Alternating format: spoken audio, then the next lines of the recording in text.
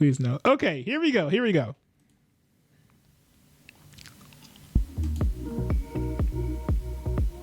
Republicans battling. Okay, there we go. All right. It's been a while since I watched this. Tonight, a critical test in the race for the White House. 5 Republicans battling to become their party's 2024 presidential nominee. The candidates ready to make their case on why they're prepared to be commander-in-chief amid 2 wars on the world stage, how they plan to tackle stubborn inflation, and how they can unite a deeply divided electorate. Who is best to take on President Biden? And can any of them first beat former President Trump, who's far ahead in the polls? The candidates are here. Florida Governor Ron DeSantis, former UN Ambassador Nikki Haley, entrepreneur Vivek Ramaswamy, former New Jersey Governor Chris Christie, and South Carolina Senator Tim Scott. Bro, this music is lit. Bro, this music is lit. Yo, John Williams is goated when it comes to composing music. Like, this music is crazy. Man, this theme goes hard. Republican presidential debate. Live from the Adrian Arst Center in Miami, Florida. And yes, you did hear me right. John Williams, the same person who did the music for Star Wars, did do the theme music for a lot of NBC News and stuff.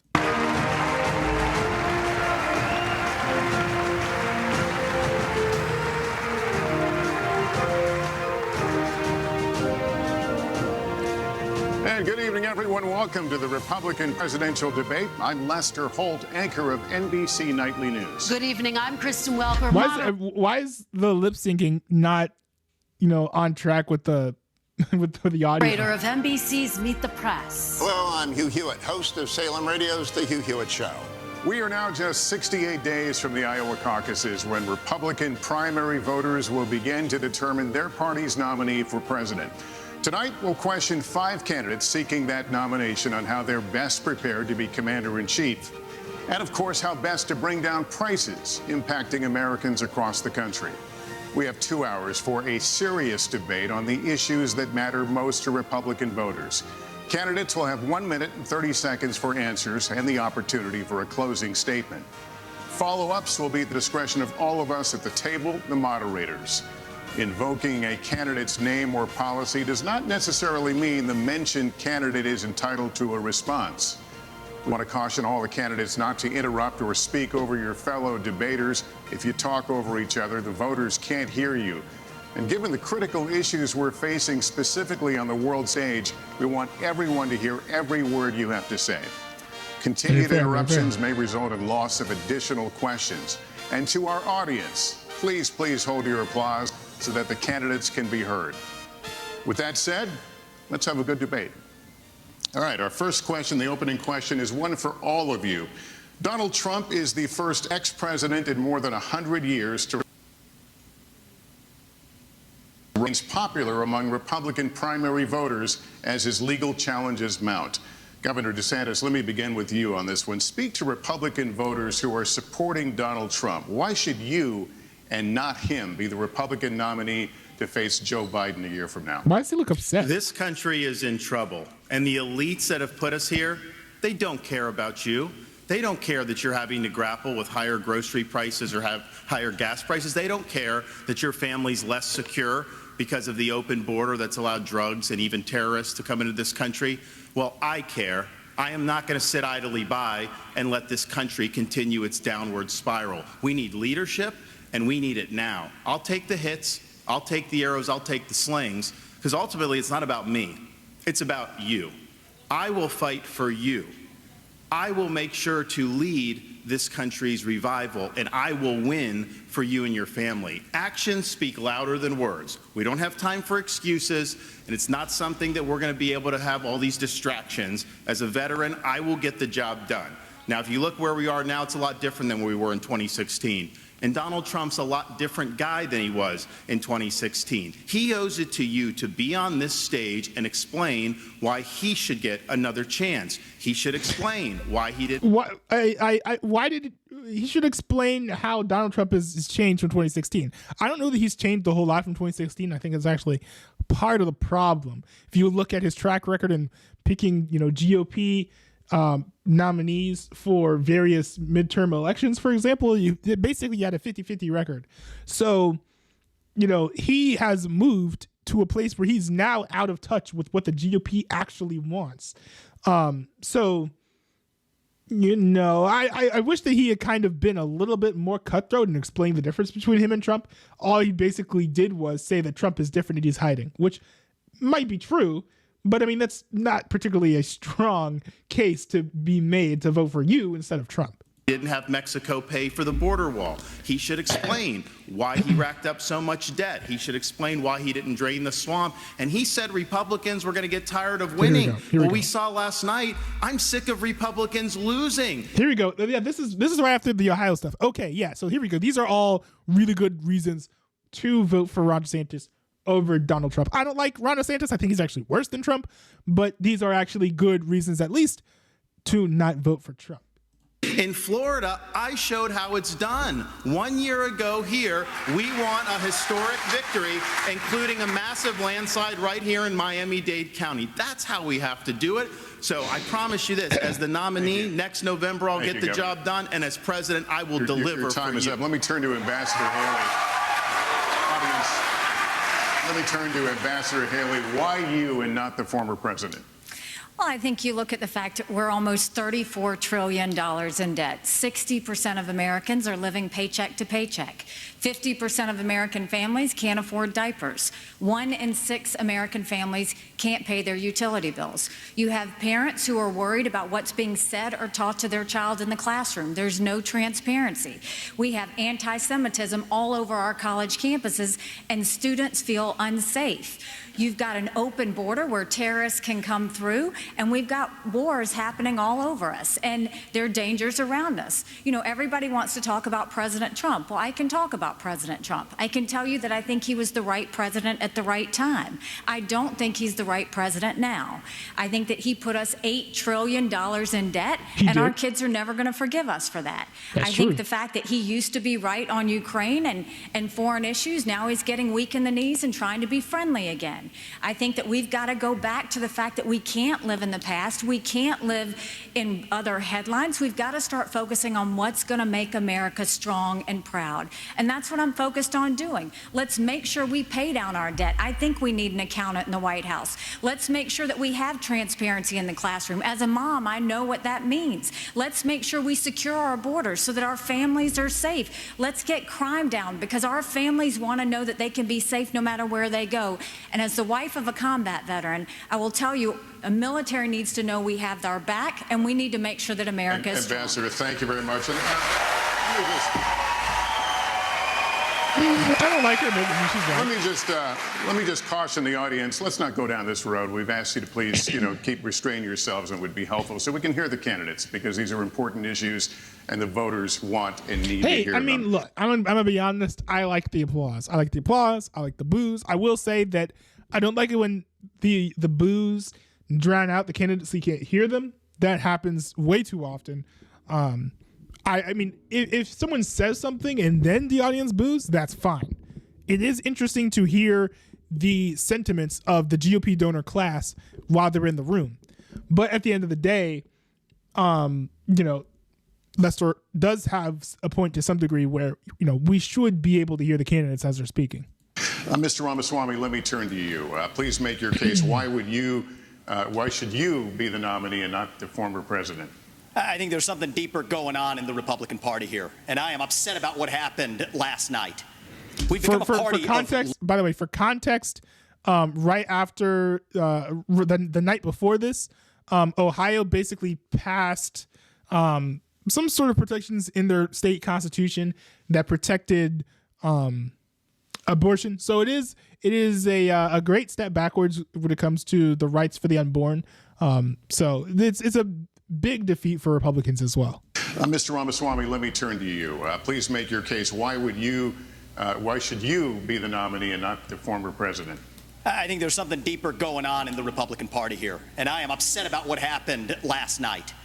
We've become a party of losers at the end of the day. It is a cancer in the Republican establishment. Let's speak the truth. I mean, since Ronna McDaniel took over as chairwoman of the RNC in 2017, we have lost 2018, 2020, 2022, no red wave that never came. We got trounced last night in 2023. And I think that we have to have accountability in our party. For that matter, Ron, if you want to come on stage tonight, you want to look the GOP voters in the eye and tell them you resign, I will yield my time to you. And frankly, yo, that's scathing. Now, when I saw this for the first time, I didn't even know who Ronna McDaniel was. But if you listen to what he says there, he makes a really good point. The GOP has had no major victories since Ronna McDaniel took charge of the RNC. And on top of that, what happened 2 years before she was the head of the RNC? Donald Trump won the presidential election in 2016. What happened after that? Donald Trump lost the presidential election in 2020. So, well, I think that there is probably some truth to a lot of what Ronna McDaniel's saying. Also, I've been hearing rumblings and rumors that Ronna McDaniel has been withholding money to certain Republican candidates because she's holding grudges against them. Like, this is not good. Now, I don't think you can blame everything on Ronna McDaniel. That's ridiculous. I think every candidate runs their own campaign, but at the same time, money is a massive part of the campaign process. If you're not getting money, you're not getting funds, you're basically having your campaign strangled slowly from the moment it's born, which I don't think is very fair if the person who's doing the strangling is the very person who's supposed to be giving you the money, who's supposed to be on your side, right? With Ronna McDaniel, it's supposed to be your job to make sure the Republicans win every single election that they can.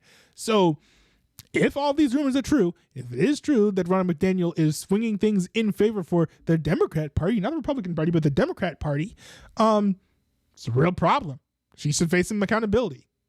Look, the people there cheering for losing in the Republican Party. Think about who's moderating this debate. This should be Tucker Carlson, Joe Rogan, and Elon Musk. We'd have 10 times the viewership, asking questions that GOP primary voters actually care about and bringing more people into our party. Do you think the Democrats, and we've got Kristen Welker here, do you think the Democrats would actually hire Greg Gutfeld to host a Democratic debate? They wouldn't do it. That's true. And I don't know if Democrats have ever had a debate that's been on Fox News. Like a Democratic primary debate on Fox News, I don't think has ever happened. And so the fact of the matter is, I mean, Kristen, I'm going to use this time because this is actually about you in the media and the corrupt media establishment. Ask you, the Trump-Russia collusion hoax that you pushed on this network for years, was that real or was that Hillary Clinton made up disinformation? Answer the question. Go. Mr.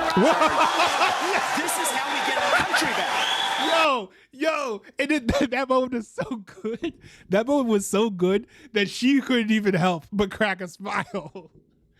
And on top of that, she didn't have an answer. It turns out it was disinformation. It wasn't true that Donald Trump colluded with Russia. So, it's these sort of media failures make them look bad, and doing is throwing the egg on their face live on television. We need accountability because this media rigged the 2016 election. They rigged the 2020 election with the Hunter Biden laptop story. Mr. Ramaswamy, and they're going to rig this election. Your time is up. Accountability. Let me turn to Governor Christie. Why you, audience, let's not do this. Let's not do this. Let's let the candidate speak. Governor Christie, why you and not former President Trump? Well, Lester, look, you said it at the beginning of the debate. We are dealing with extraordinarily important issues facing this country right now. We have our greatest ally in the Middle East under fire from a terrorist group that has committed to wiping them and every Jewish person in this world off the map. We have Ukraine with Vladimir Putin, a communist KGB dictator who wants to put the old band back together. He's starting in Ukraine, and he's going to move to the Baltics and Poland after that. We have inflation in this country that is choking every American family that wants to try to rise up and give their children a better life. And tonight, we need to decide Which president is going to be the one to tackle the big issues? Who's going to make this country look once again, not just inward, but look outward at the world and say America is the country, the indispensable nation that makes this a safer world. And in a safer world, American innovation, American hard work has always been the thing that has driven our country to greater things. I'm going to be the president who will do those big things. We're not going to be small, and I'll say this about Donald Trump. Anybody who's going to be spending the next year and a half of their life focusing on keeping themselves out of jail and courtrooms cannot lead this party or this country, right, and it needs to be said plainly. Governor, thank you. Let me turn to Senator Scott. Senator Scott, you've said former President Trump can't win. Make your case to Republican voters. Well, certainly. What I would say without any question is that the truth of my life destroys the lies of the radical left. We need a president and a candidate who will actually help our base solidify and attract independent voters into our party. The Great Opportunity Party is now... I get it, but I don't know if there are so many independent voters that will save the Republican Party. Winning back African-American voters and Hispanic voters because we are working on a foundation based on faith. Our nation is facing some deep challenges. It is the loss of faith in this nation that is a part of the erosion that we're seeing every single day. It's restoring faith, restoring our Christian values that will help this nation once again become the city on the hill. When Ronald Reagan talked about the city on the hill, he was coming from Matthew 5. When President Lincoln talked about a house divided, that was Mark. Our founding documents speak to the importance of a faith foundation. You don't have to be a Christian for America to work for you, but America does not work without a faith-filled Judeo-Christian foundation. I would be the president that helps us restore faith in God, faith in each other, and faith in our future. You know what? This reminds me of Kanye West's 2016 campaign, where he was like, yo, I'm going to save the nation by telling people to have more kids and follow God. And I'm like, well, this is all fine and dandy, but where's the policy? This is not something that a president needs to do. You can have a big, strong social leader who is widely popular among the people promote these types of things. You don't need to be president in order to do this. And I am also similarly struggling to see here how, Tim Scott's call for people to be Christian to be Christian is something that a president exclusively needs to do. He's not describing anything that he can't do while not being president, is what I'm trying to say. That focus, none of the issues, the policies matter. We have to get back to being a nation. They do. That's literally what we are trying to decide here is which president is going to have the best policy. That is, in fact, the city on the hill that believes in each other enough for us to fight for that future. Senator Scott, thank you. We're going to turn now to the challenges facing... Dude didn't even get any... Okay, there's some applause, but dude barely got even any applause. That was sad. The next commander-in-chief. You'll all be fielding questions first from me and the Republican Jewish Coalition, and then from Kristen and Hugh. So as we continue forward, the Israel-Hamas war is barely a month old. Tonight, Israeli troops are fighting inside Gaza City with over 200 hostages who remain captive there, and civilian casualties mount inside Gaza. As President of the United States, what would you be urging Israeli Prime Minister Benjamin Netanyahu to do at this moment? Governor DeSantis. I would be telling Bibi, finish the job once and for all with these butchers, Hamas. They're terrorists. They're massacring innocent people. They would wipe every Jew off the globe if they could. He cannot live with that threat right by his country. That Hamas should release every hostage and they should unconditionally surrender. I'm sick of hearing the media. I'm sick of hearing other people blame Israel just for defending itself. We will stand with Israel in word and in deed, in public and in private. And I can tell you, as governor, I actually did something about it. Biden's neglect has been atrocious. We had Floridians that were over there after the attack. He left them stranded. They couldn't get flights out. So I scrambled resources in Florida. I sent planes over to Israel, and I brought back over 700 people to safety. Ooh. There could have been more hostages had we Donald Trump didn't do that.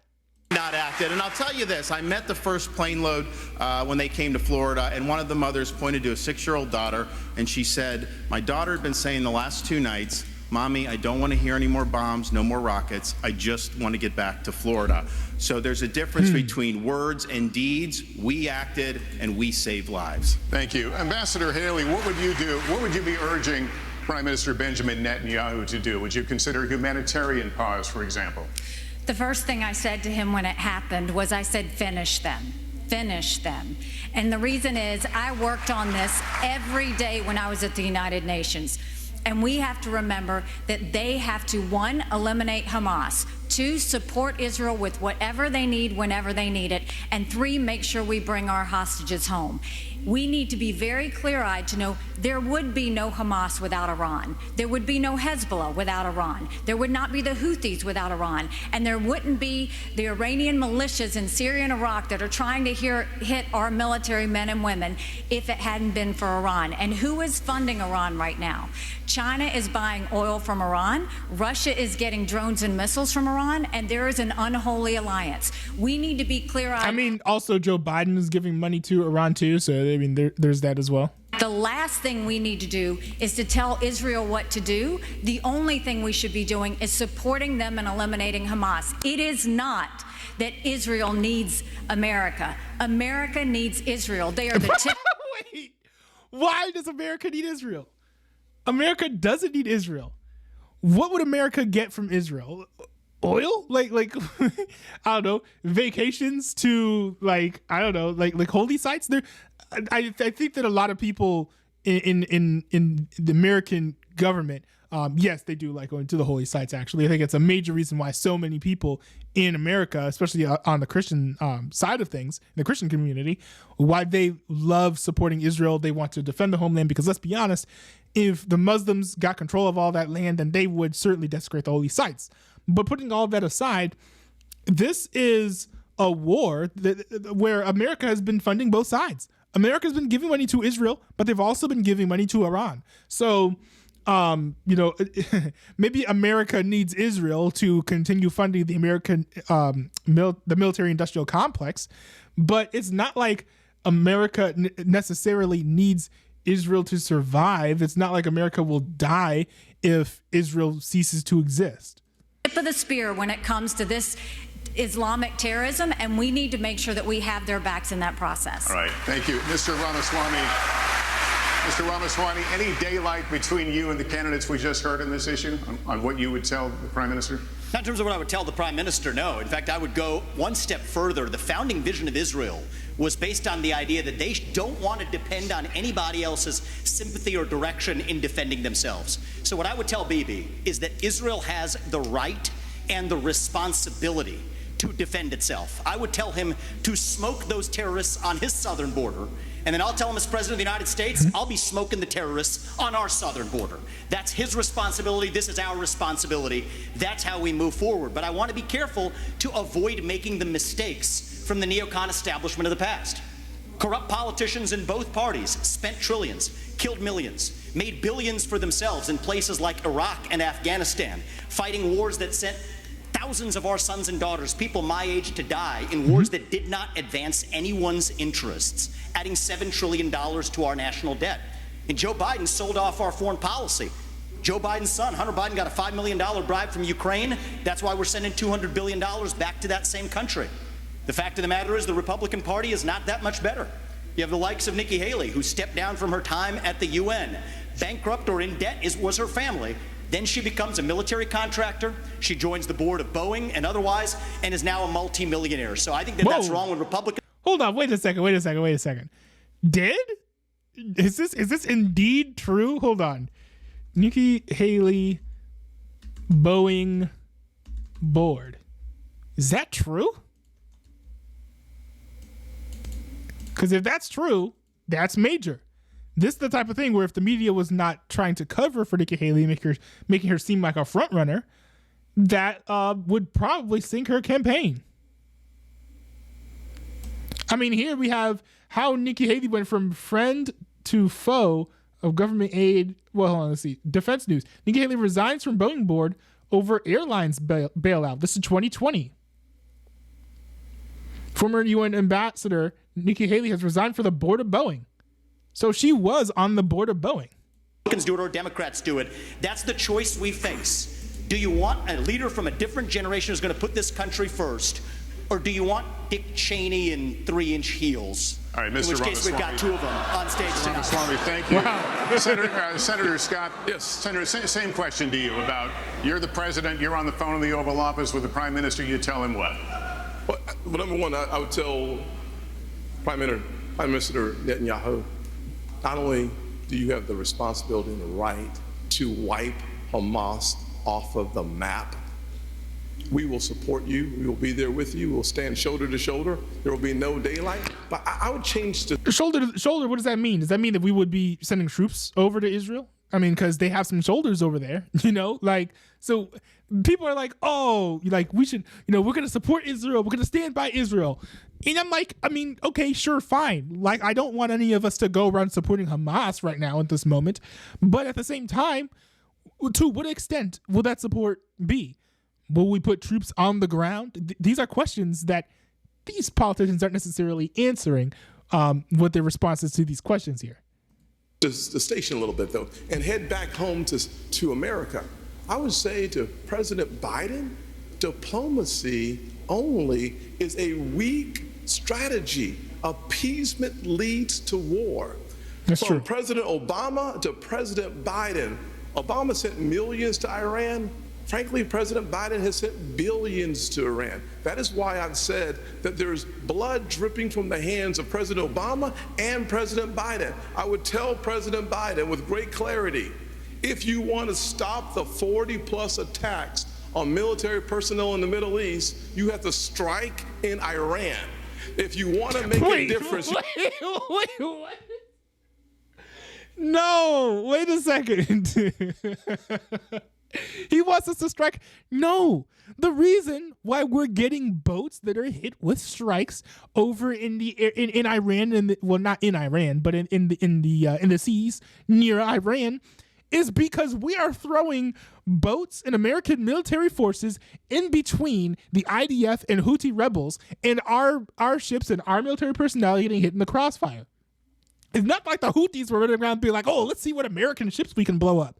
It's more like America moved a bunch of ships right near where there's this big old war in between the IDF and Hamas, and now we've had there's Hezbollah starting to get involved. The Houthis were starting to get involved as well, and America was like, you know what we should do? We should send some ships over to be really close by. And then now we're acting all shocked when the enemies that we have that are in the region start shooting rockets at them in between, like during their lunch breaks while they're trying to wipe Israel off the map. Like, what's up with this like surprise Pikachu face that everyone is throwing as if Iran and their allies are just nuking, well, not nuking, but just like launching all of these bombs at the American boats for no reason. We shouldn't be sending our ships over there in the first place, right? We're literally putting our ships in front of Iran while Iran is trying to attack Israel, and while Iran is attacking our boats, we're going to be like, oh, well, we'll defend ourselves if we have to. We're provoking them. What are we doing? We should get our stuff out of there.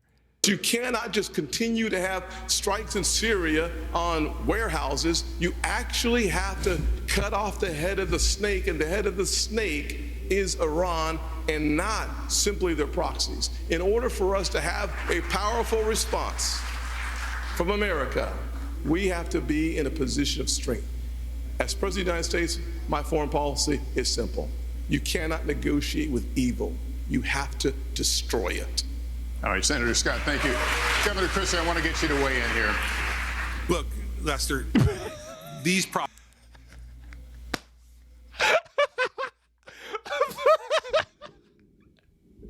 I'm sorry.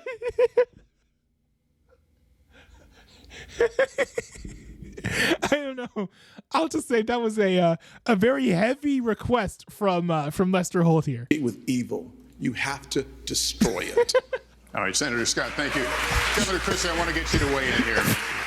Look, Lester, these problems are so big and serious that the first thing I would say to Prime Minister Netanyahu is pretty simple.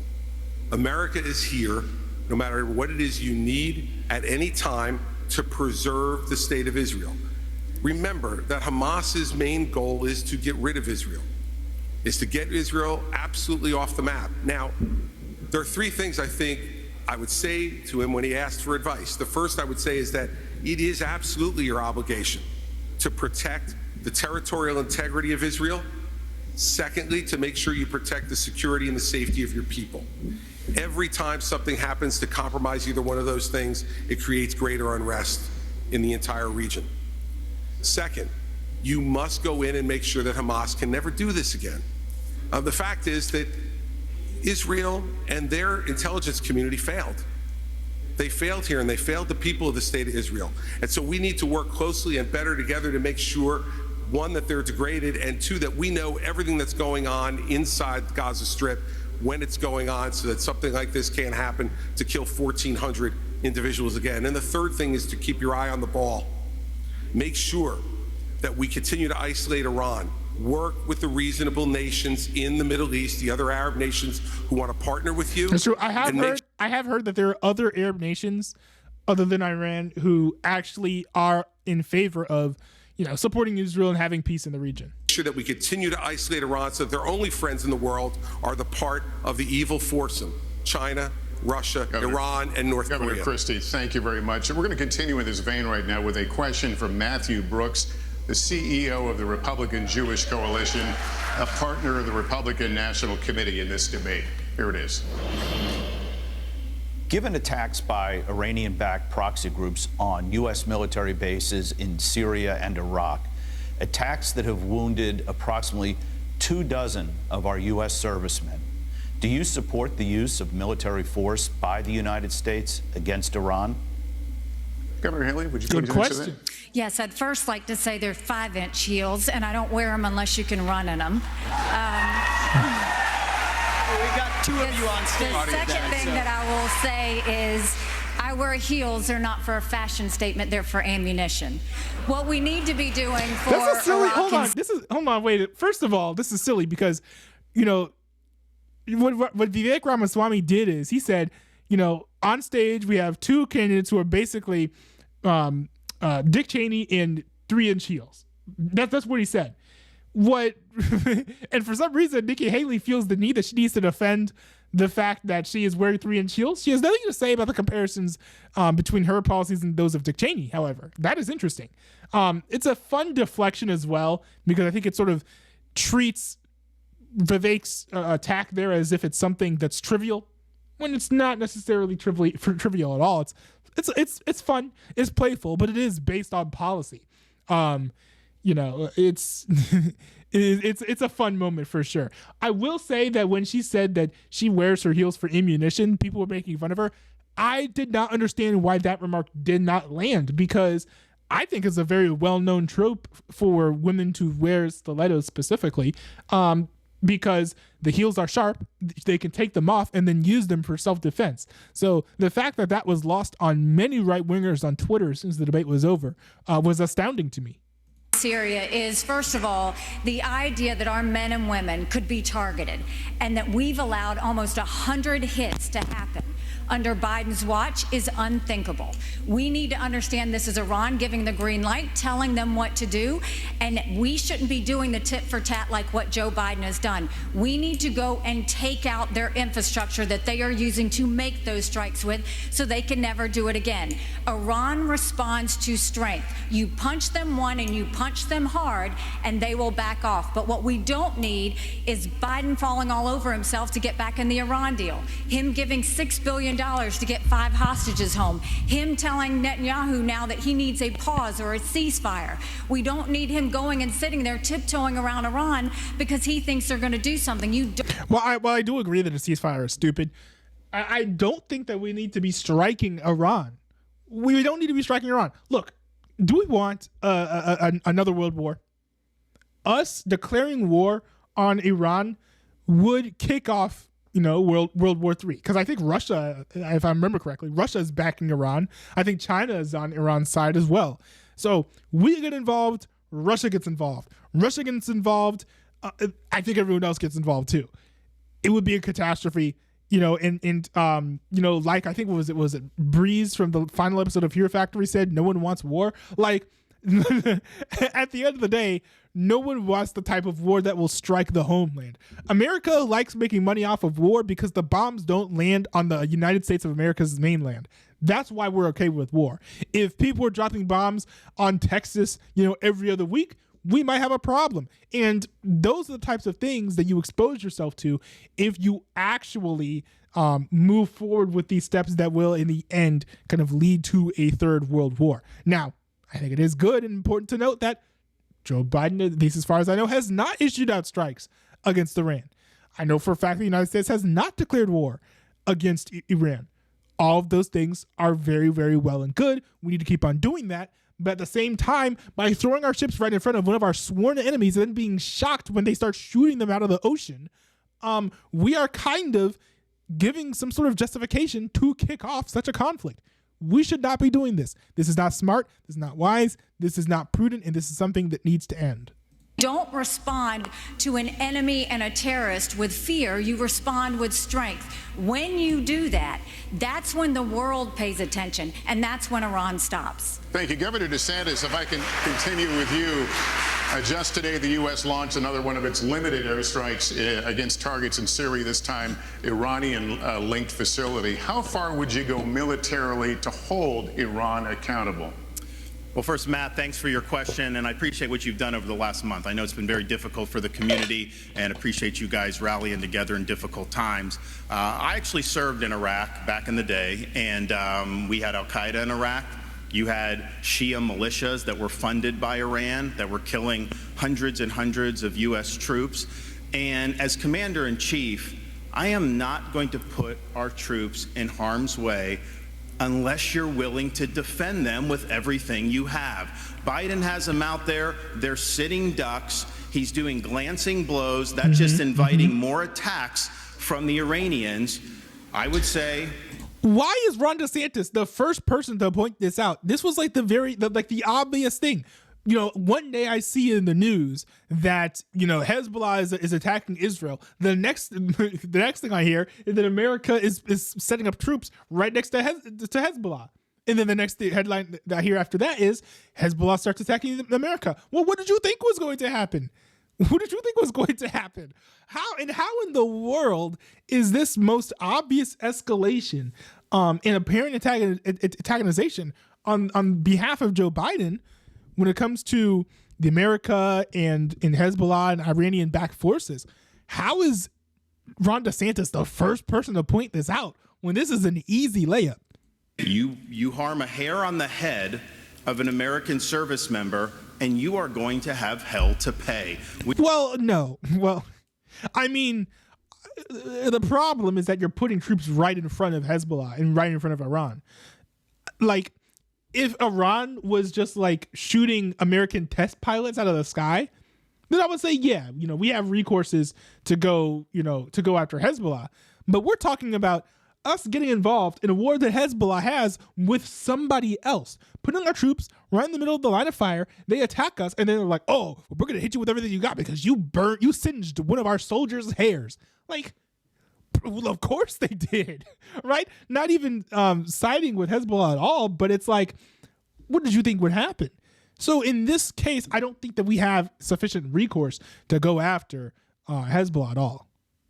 We are not just going to sit there and let our service members be sitting ducks, and that's true whether it's Iran or whether it's any country on the world. We have to be strong, and we have to defend the people who defend us. All right, thank you, Governor. Now our second and final question from Matthew Brooks of the Republican Jewish Coalition.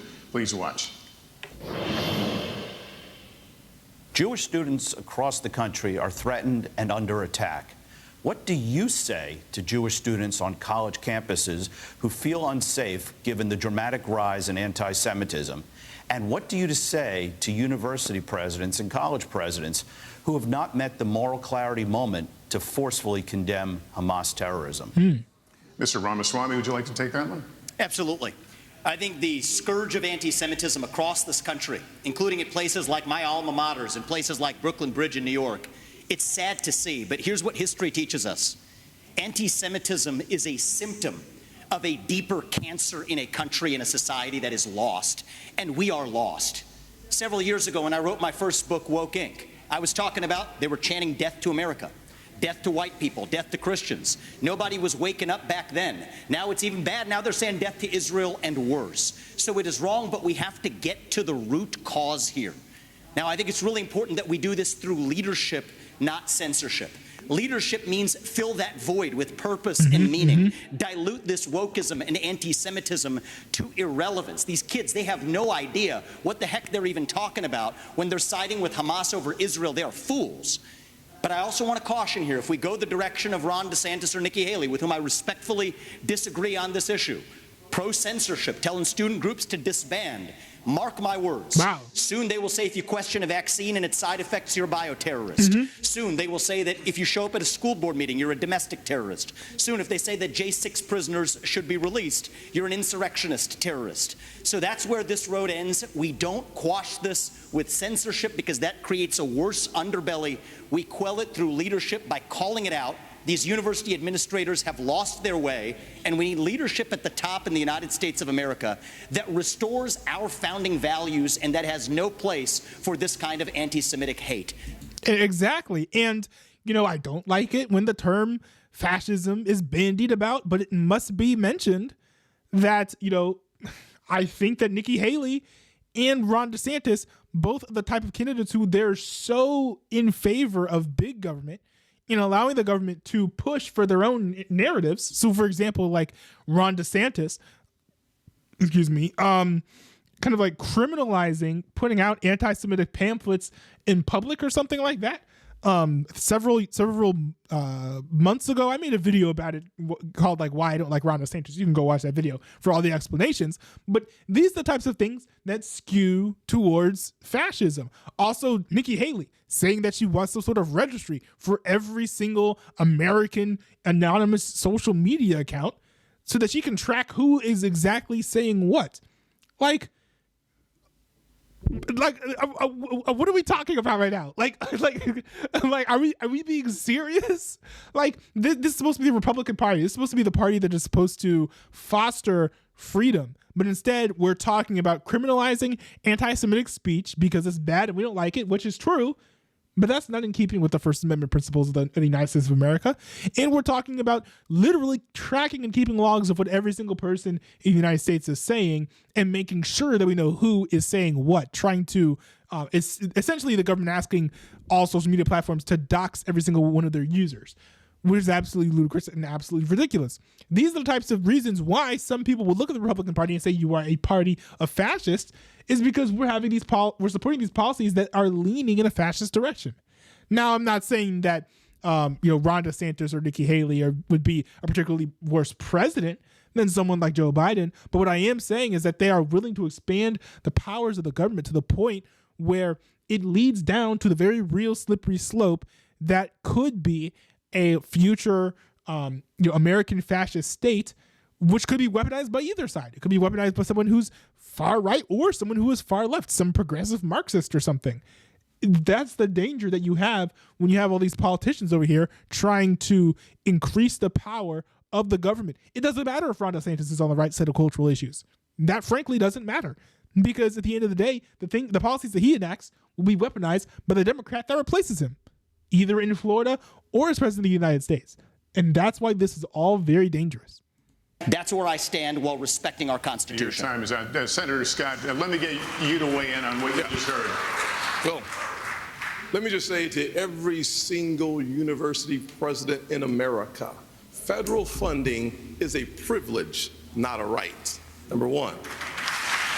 Number two, to every student. I will say that America should not be using, America should not be, I think it's inappropriate to use money as a way to influence universities, though. If it's a public university, I say just give them the money. To what degree, I would say maybe it is even a right. I don't like the idea of using money to, to reward your political or ideological allies and punish those who disagree with you. That's completely unfair. It's completely biased. There should not be some sort of cooperation where it's like, hey, if you push my narratives, I'll give you money. But if you oppose my narratives, well, you can kiss that money goodbye. Like, that is not the way to go, I don't think. Who've come to our country on a visa to a college campus, your visa is a privilege, not a right. Number 3, any campus that allows for anti-Semitism and hate, to allow students to encourage terrorism, mass murder, and genocide, you should lose your federal funding today, period. To all the students on visas. Well, I mean, calling for genocide is technically illegal. I can understand why you would want to pull funding from a university if they're calling for genocide of an ally's nation. Like, that does make sense. But generally, I don't like the idea of you allow people to support policies that are against state, support policies that are against the policies of the state. We should deny funding from you. I don't like that. I don't like that at all. Or encouraging Jewish genocide. I would deport you from those campuses. We have to stand strong with our Jewish federal funding. Is he saying you're not allowed to be a pro-Palestine homie and be on campus at a public university? That's ridiculous. Funding today, period. To all the students on visas who are encouraging Jewish genocide, I would deport you from those campuses. We have to stand strong with our Jewish Americans. At the end of the day, we should not have our Jewish students. Look, like, it makes sense if a university wants to be like, hey, we're going to kick you out if you support genocide. Like, that's fair. But, like, unless you're telling people to actively go out and kill Jews, or you're providing material support to terrorists, that's a political position. That's a political opinion, right? Like, let's say you want to run around and being like, oh, hey, Russia should be able to just take over and annex Ukraine. That's a political position. But all of a sudden, when it comes to Israel, it becomes something entirely different. I don't know if that adds up to me. In a library, being told to hide on our streets in New York, a Jewish citizen has the right to walk on the streets of America with no fear. They have the right to go to college campuses, go to class, and not fear. We will restore. Okay, but in response, you want to strike fear into the people who are Free Palestine homies? See, look, the point is that everyone should be safe, and everyone should, not feel like they're in danger of violent threats or whatever. There has to be a middle ground where people can voice their opinions, but also not feel threatened. Now, if you're going to say, River to the Sea, Palestine should be free or whatever, that doesn't necessarily mean that you want to kill the Jew who's sitting next to you in class, right? Now, if you are going around saying, hey, classmates, use all your pencils to stab Jews in the neck, well, that's entirely different. And that is, of course, something that should be banned from the schools and should be cause for you to get arrested and go to jail. But that's very different than giving your own opinion about what should happen to the land in the Palestinian region.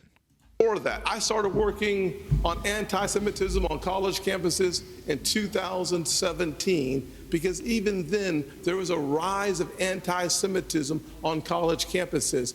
We must force the people off those campuses and Senator frankly, Scott, thank you. Let me turn to the Governor DeSantis here. What do you think about what he just said?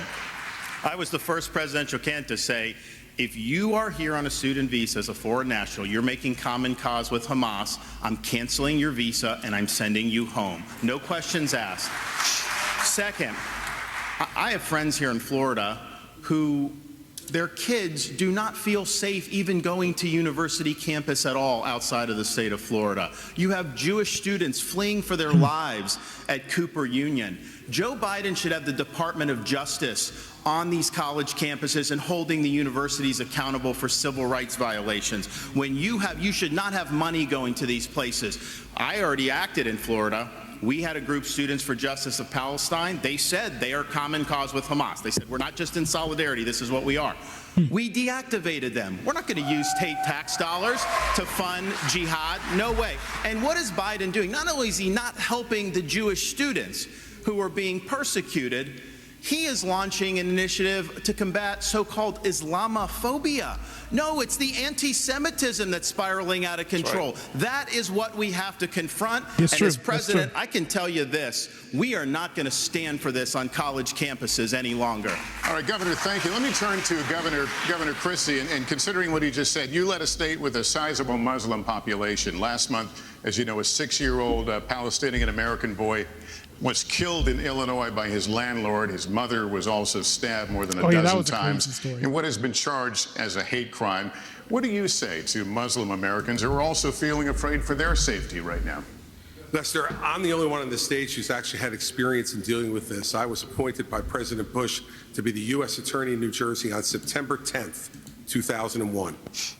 And when I took over that job after the September 11th attacks, I had to deal with a situation in our state that was explosive. We're the most ethnically diverse state in this country. And so first, we heard credible reports about Jewish students and synagogues being threatened in our state in the aftermath of 9/11. We made sure that we sent federal agents to those synagogues and we protected them, and the same thing should be being done now. At the very same time, I personally went from mosque to mosque in New Jersey and met with the leaders of those mosques and with the members of the mosques. And I said to them, law enforcement is on your side to protect you, regardless of your religion, if you are going to comply with the law. And we developed fabulous relationships with Muslim Americans all across the state of New Jersey, and we stopped any hate crimes that were going on either against Jewish Americans in New Jersey or Muslim Americans in New Jersey.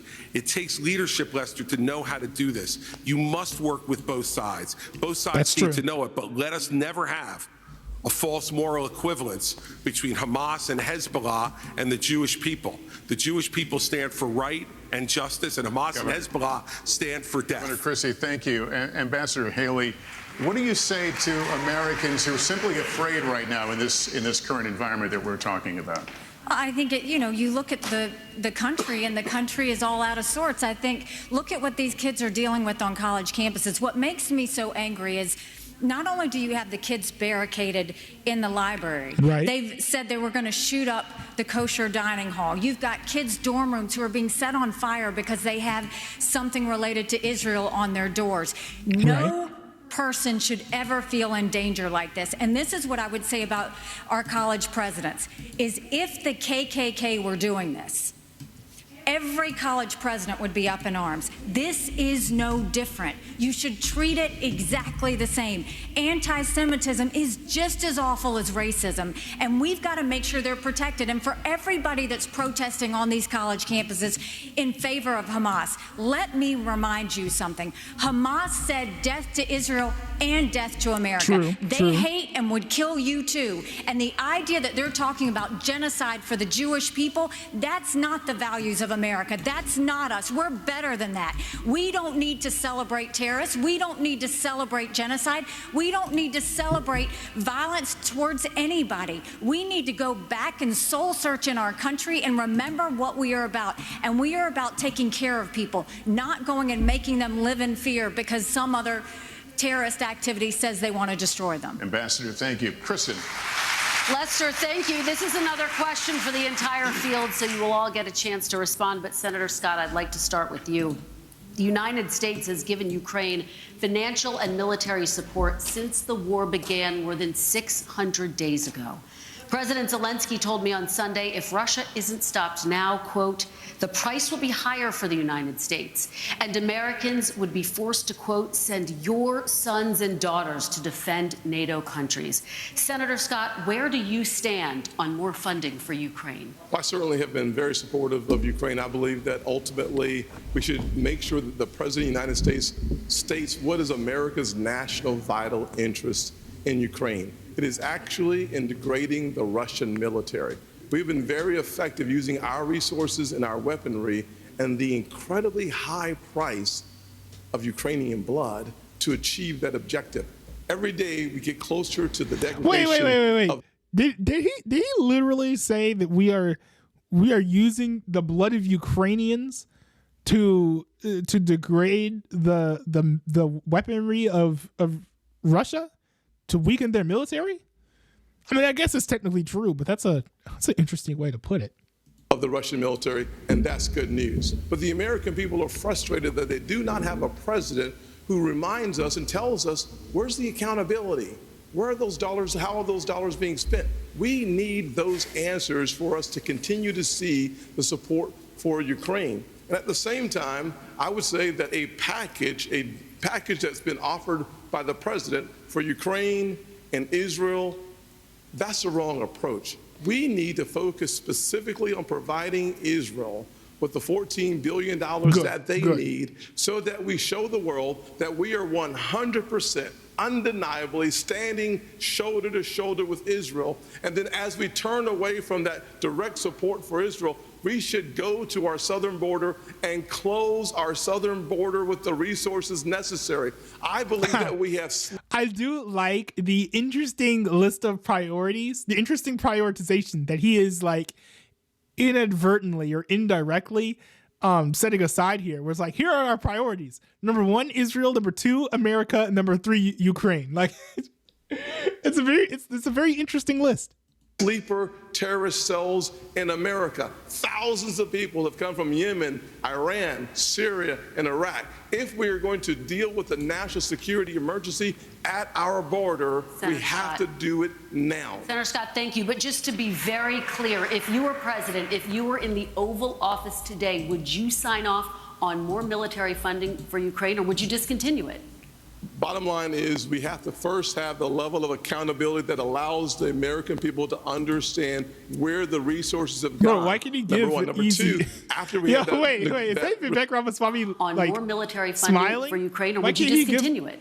Why can't you give a straight answer? Bottom line is we have to first have the level of accountability that allows the American people to understand where the resources have gone. Number 1. Number 2, after we have that responsibility taken care of and accountability, then we have an opportunity to look at the overall strategy that helps us degrade the Russian military while we use our resources and, frankly, keeping our NATO partners safe from the Russian military is absolutely essential, as you understand Article 5 would require to support and to defend NATO, our troops on the ground. The fastest way for us to eliminate that possibility is for us to destroy, to the extent possible, the Russian military. By doing so, we actually achieve the objective of keeping our military home. And that's good news. Thank you, Senator Scott. Mr. Ramaswamy, are you persuaded by President Zelensky's urgent new plea? Where do you stand on more funding? I'm absolutely unpersuaded. And I'm actually enjoying watching the Ukraine hawks quietly, delicately tiptoe back from their position as this thing has unwound into a disaster. The first half of this race, I was the only person standing for it. Now they're actually quietly coming around to being more cautious, as they should. Level with the American people here. Ukraine is not a paragon of democracy. This is a country that has banned 11 opposition parties. It's true. It has consolidated all media into one state TV media arm. That's not democratic. It has threatened not to hold elections this year unless the U.S. forks over more money. That is not democratic. It has celebrated a Nazi in its ranks, the comedian in cargo pants, a man called Zelensky, doing it in their own ranks. That is not democratic. More facts for you that you won't hear from the mainstream in either party or the mainstream media. The regions of Ukraine that are occupied by Russia right now in the Donbass, Luhansk, Donetsk. These are Russian-speaking regions that have not even been part of Ukraine since 2014, that other people probably couldn't name those provinces for you. Those are the hard facts. And so to frame this as some kind of battle between good versus evil, don't buy it. And I'd like the likes of the sharpest of the war hawks on Ukraine, Nikki Haley, to have some accountability and answer. Do you want to use U.S. taxpayer money to fund the banning of Christians? That is actually what's happening. They're using the Ukrainian Orthodox Church. True. They have banned them. The Ukrainian parliament just did this last week, supported by our dollars. And I think you owe it to the American people, Nikki, to at least this one time at least condemn. Thank you. That's time. At least to condemn their banning of Christians. Mr. Ramaswamy, thank you. Out of both sides Mr. Ramaswamy, That's a thank good you. point. We And asked the questions. I don't know why Nikki Haley's rolling her eyes, because that's an easy layup. He's not even saying that you have to say that we can't send taxpayer dollars to Ukraine, but at least to condemn the banning of Christian denominations within the state of Ukraine. Like, that is an easy layup, unless you don't like Christians. Ambassador Haley, well, she deserves to what answer. is your take on more funding for Ukraine? I am telling you, Putin and President Xi are salivating at the thought that someone like that could become president. They would love to see The fact of the matter is she doesn't answer So this the is question. what I will That's tell true. you. We're driving First Russia of all, into let's China's Mr. hands Ramaswamy, because of you these had foolish your time policies. to talk. The ambassador has the floor. Thank Ambassador, you. The please. first thing I'll tell you is we all remember what that thug did when he invaded Ukraine. We all know that 500,000 people have died because of Putin. And here is a freedom-loving, pro-American country that is fighting for its survival and its democracy. No, I don't think we should give them cash. I think we should give them the equipment and the ammunition to win. And I'll tell you, if Biden had done it when they first asked for it, this war would be over. But let's also remember this. When you left Afghanistan in shambles and left them with a ton of weapons and money, it's not that we left, it's how we left. When you look at Ukraine, don't think for a second, now everybody wants to move away from Ukraine. They'll want to move away from Israel a year from now. America can never be so arrogant to think we don't. That's actually true. And you know what? I think they'd be right to do so, because that's not our war. It's literally not our war. Now, it does seem like Israel will probably be able to beat Hamas relatively swiftly. So it does make sense to support them and be like, hey, yeah, we'll give you some power up boosts as you go and wipe Hamas off the face of the map. And that's all fine and dandy. But I actually agree, and that there's nothing wrong with the fact that we would begin to waver on aid to Israel if this time next year there is still an Israel-Hamas war. Don't need friends. After 9/11, we needed a lot of friends. Now is the time to get partnerships. This unholy alliance between Russia, Ukraine, and China is real. There is a reason the Taiwanese want us to support the Ukrainians. It's because they know that China is coming after them next. There is a reason Ukrainians want us to support Israelis, because they know that if Iran wins, Russia wins. Ambassador, we have to see the combination of the three. Ambassador, thank you. Governor Christie, what is your take? And how long should Americans be expected to help fund the war in Ukraine? Kirsten, let's remember the last time that we turned our back on a shooting war in Europe. It bought us just a couple of years. And then 500,000 Americans were killed in Europe to defeat Hitler. This is not a choice. This is the price we pay for being the leaders of the free world. And the fact is, this alliance is not just with Russia and China. Governor Haley knows this. Iran is in the middle of this as well, and so is North Korea. And they are all working to support Russia right now. And the reason they're doing it is because dictators work together. People who believe in democracy work together. We must stand with all of those that are standing up for democracy and freedom in this world. And by the way, let's remind everybody of this. In 1992, this country made a promise to Ukraine. We said, if you return nuclear missiles that were part of the old Soviet Union to Russia, and they invade you, we will protect you. An American promise that's 31 years old is no different than an American promise that's made tonight on this stage. We need to stand by it. And I mean, I will say that is probably the most compelling argument that you could possibly make in support when it comes to supporting Israel to this day. But like, it's not any modern president's fault that we made that promise 30 years ago. Like, you can't. That's like if I tell my neighbor, like, hey, you can let your dog come poop in my backyard, and then I sell my house, and then the neighbor's like, oh, hey, well, I had an agreement with the previous owner that my dog could poop in your backyard, so it's fine. Like, the new owner would look at you like you're crazy.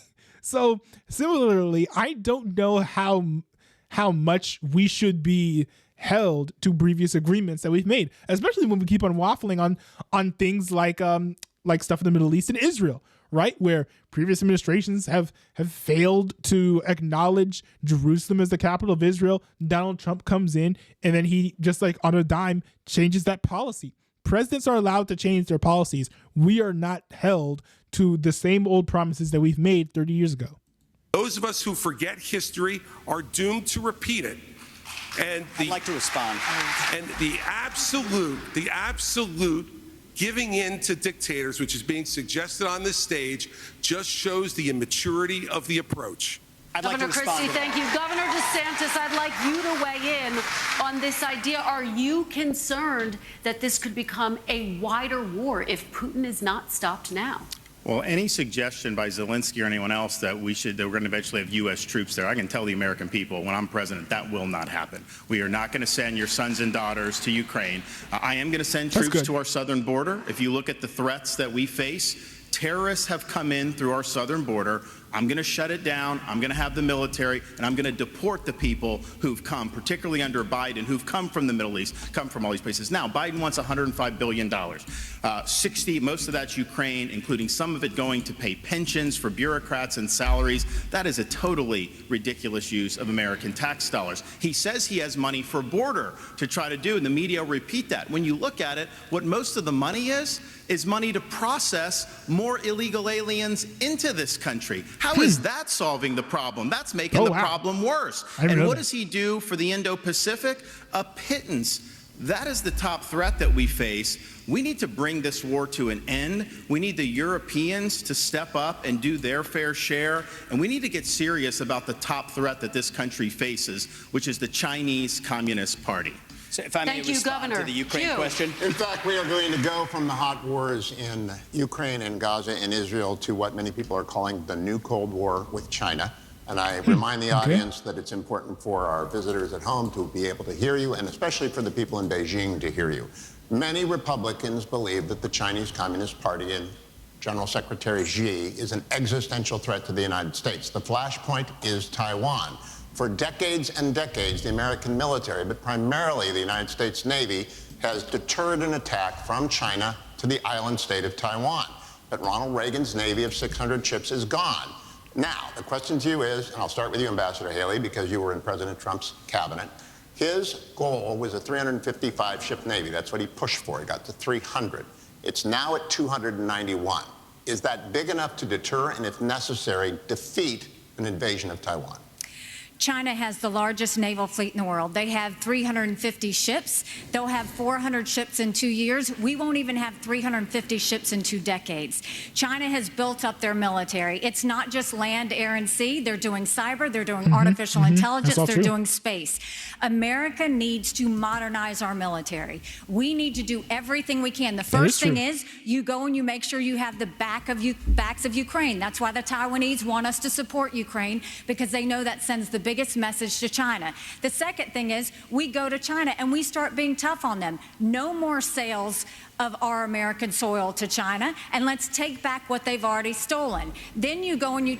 That's, I am somewhat worried about like what the actual constitutionality of such a policy is, but I completely agree with the sentiment, because literally one of our enemies buying land on our soil is a massive, massive problem.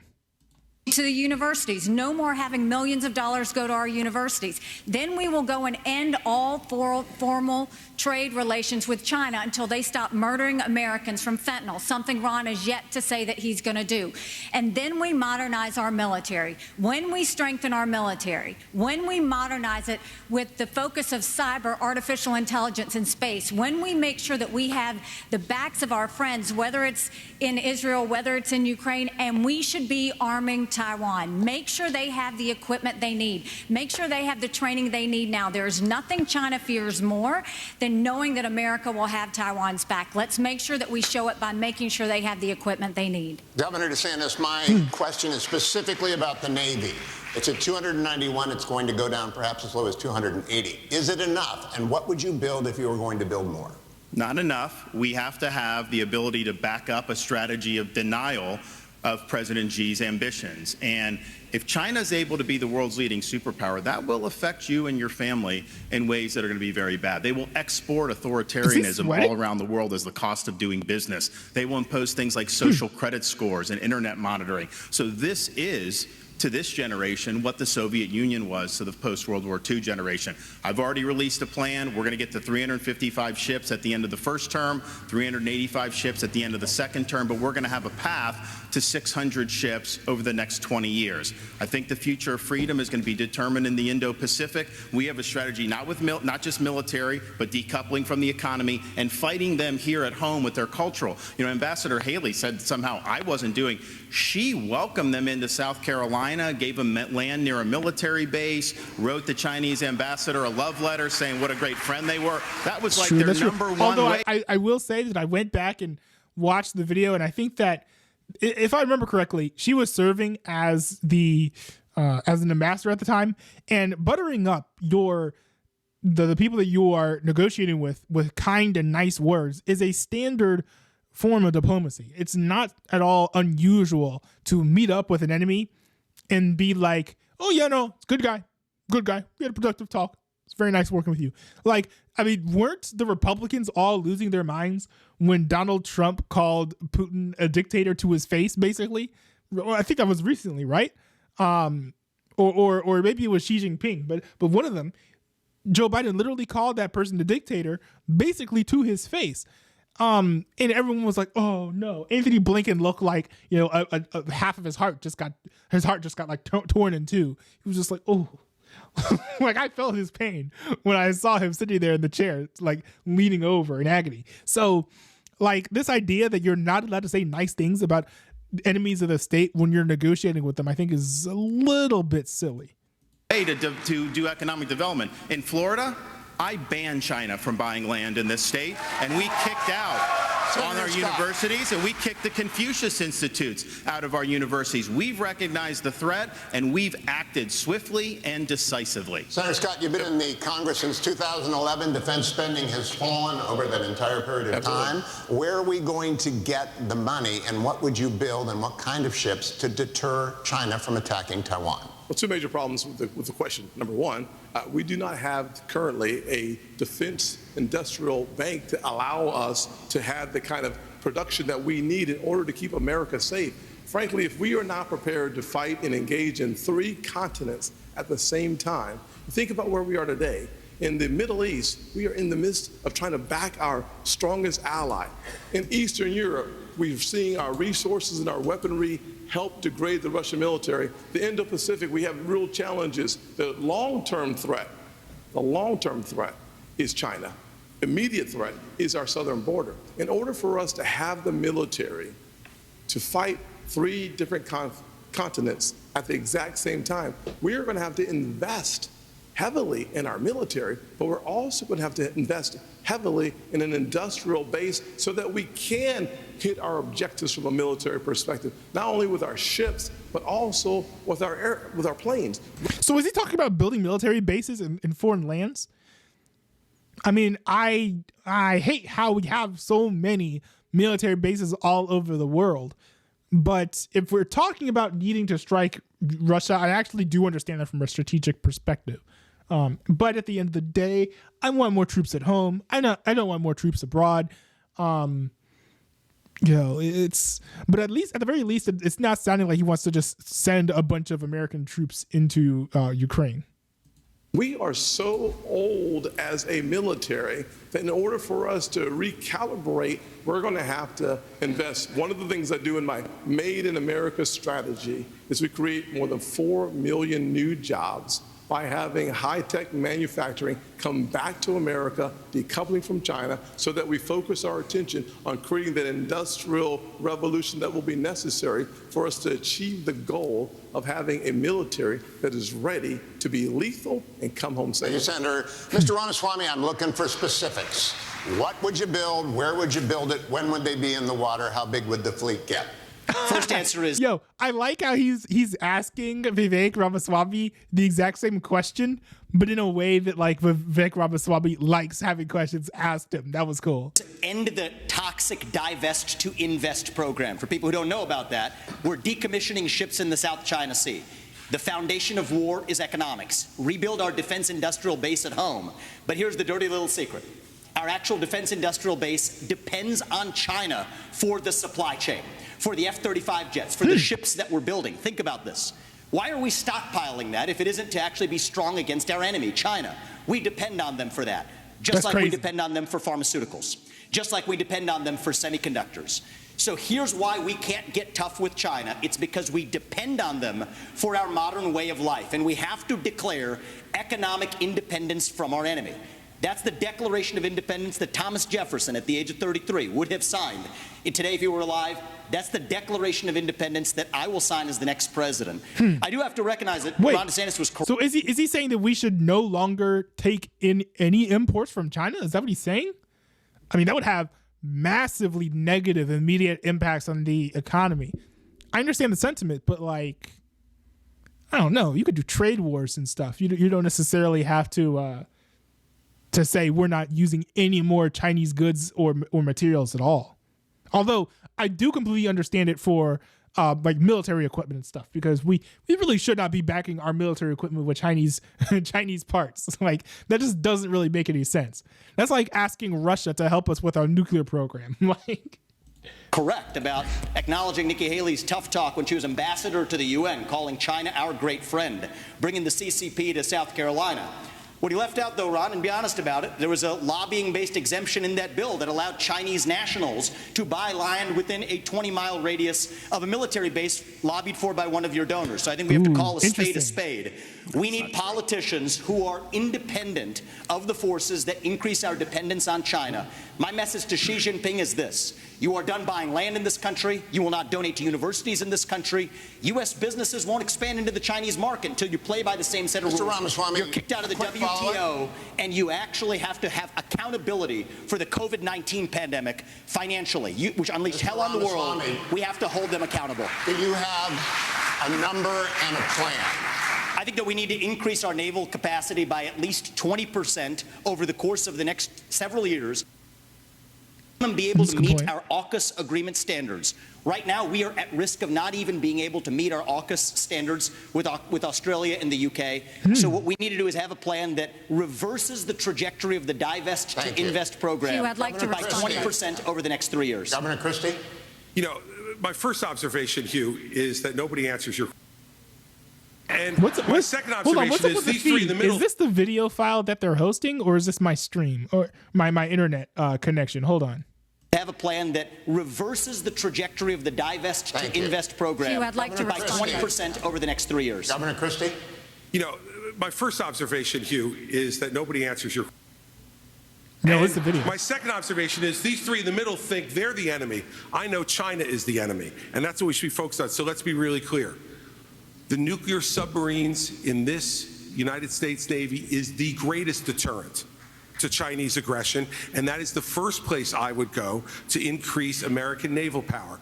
Our nuclear submarines are able to move stealthily, quietly, and effectively, and if we are going to deter China from invading Taiwan, the only way we're going to do it is to make sure that they don't know whether how many nuclear submarines from the United States of America are in the South China Sea and in that area and ready to strike on them if they decide to move on Taiwan. And so we, as our first priority, need to go directly to our nuclear sub program, Hugh, and we need to increase it drastically. That would be priority number one. Ships would come next, but to me, the ships are secondary choice here. The submarines are the single most important thing that we could be deterring, that we could be using to deter China. But not gonna lie, I'm not a big fan of Chris Christie, but it does seem like he has some good ideas on how to build up the our military infrastructure. The other thing we could do to deter China is to let them know that the blood money they're spending for Russia in Ukraine right now will not be effective, that we send Putin home with his tail between his legs and make them understand that the same fate waits for them If they decide to move towards Taiwan with a more aggressive nuclear sub-program, we'll be able to make that threat real. Thank you, Governor. We're going to take a brief... Yo, if China goes up against Taiwan, I'm sorry, but America's not going to do a single thing. For all the reasons that Vivek Ramaswamy explained. China owns us, right? We rely on them for our military equipment, for basically all of the parts for all American goods, more or less. I don't know how many vital American goods and products are produced exclusively using American components. So, our hands are tied. Pause now, and we'll be back to the Republican presidential primary debate. Please stay tuned. It looks like that break is pretty short. Switch to Consumer Cellular now and get unlimited talk and text with a flexible data plan starting at only $20 a month.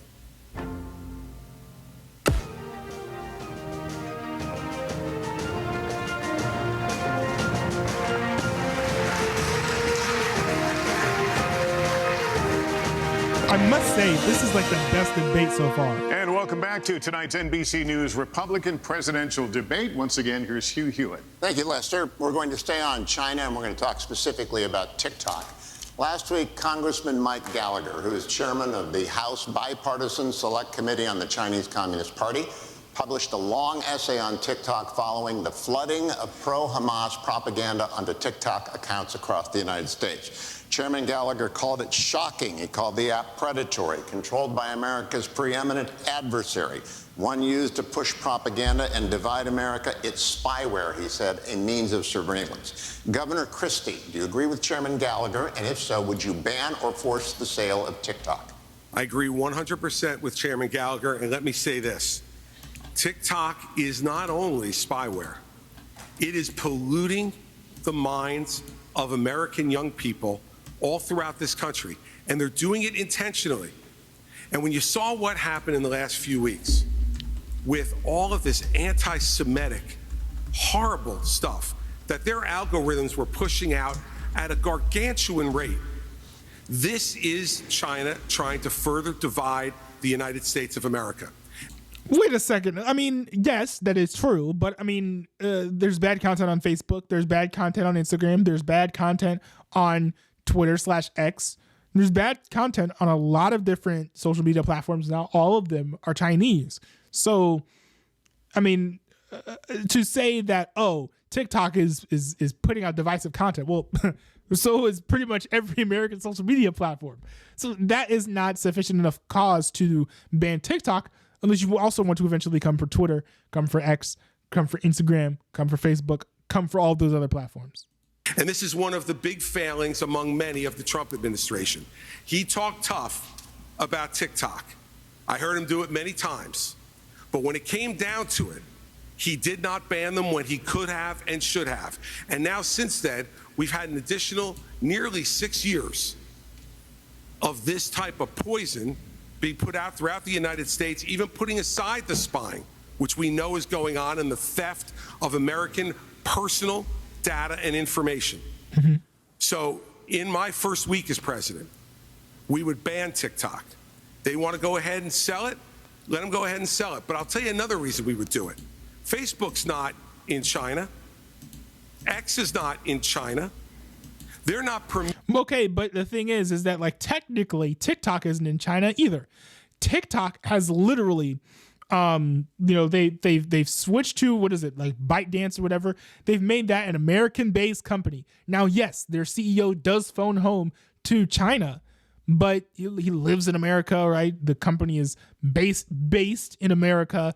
So to say, oh, we're going to ban it because it's Chinese, is not really going to work when all you have to do is just like, I don't know, move a building from here to there, sign some certain paperwork, and all of a sudden, voila, your company is now American. Permitting a free flow of information to the Chinese people from our social media companies, yet we just open the door and let them do what they're doing. TikTok should be banned because they are poisoning American minds, and I would do it weekly. I mean, so is Twitter, so is X, so is Discord. Like, what? Thank you, Governor. I want to go to Governor DeSantis. Would you ban or force the sale of TikTok, regardless of whether or not China allowed American apps to operate in China? Yes, I think that China is the top threat we face. They've been very effective at infiltrating different parts of our society. So my policy on China and the Chinese Communist Party is very simple. We win, they lose. And in order to do that, it's not just military, it's economic, and it's cultural. And as the dad of a 6'5" and a 3-year-old, I'm concerned about the data that they're getting from our young people and what they're doing to pollute the minds of our young people. These kids get these devices and they have a mind of their own. And I know a lot of parents are looking, it's hard to even keep it out. China's obviously the most extreme, but this is happening with other things. So we are going to do that, and we are going to make sure to protect the American people. It's a full spectrum approach to be able to fend China off. Yes, military deterrence. Yes, economic decoupling, but also their role in our culture. If we ignore that, we're not going to be able to win the fight. Thank you, Governor. Ambassador Haley, speak to the parents out there. There are probably TikTok apps on half the phones in this auditorium. No, I'm going to speak to the fact that 2 people hit me. As well as, I mean, you didn't let me respond. So let's first talk about the fact that they want to talk about the Chinese land from 10 years ago. Yes, I brought a fiberglass company 10 years ago to South Carolina. But Ron, you are the chair of your economic development agency that as of last week said Florida is the ideal place for Chinese businesses. Not only that, you have a company that is manufacturer of Chinese military planes.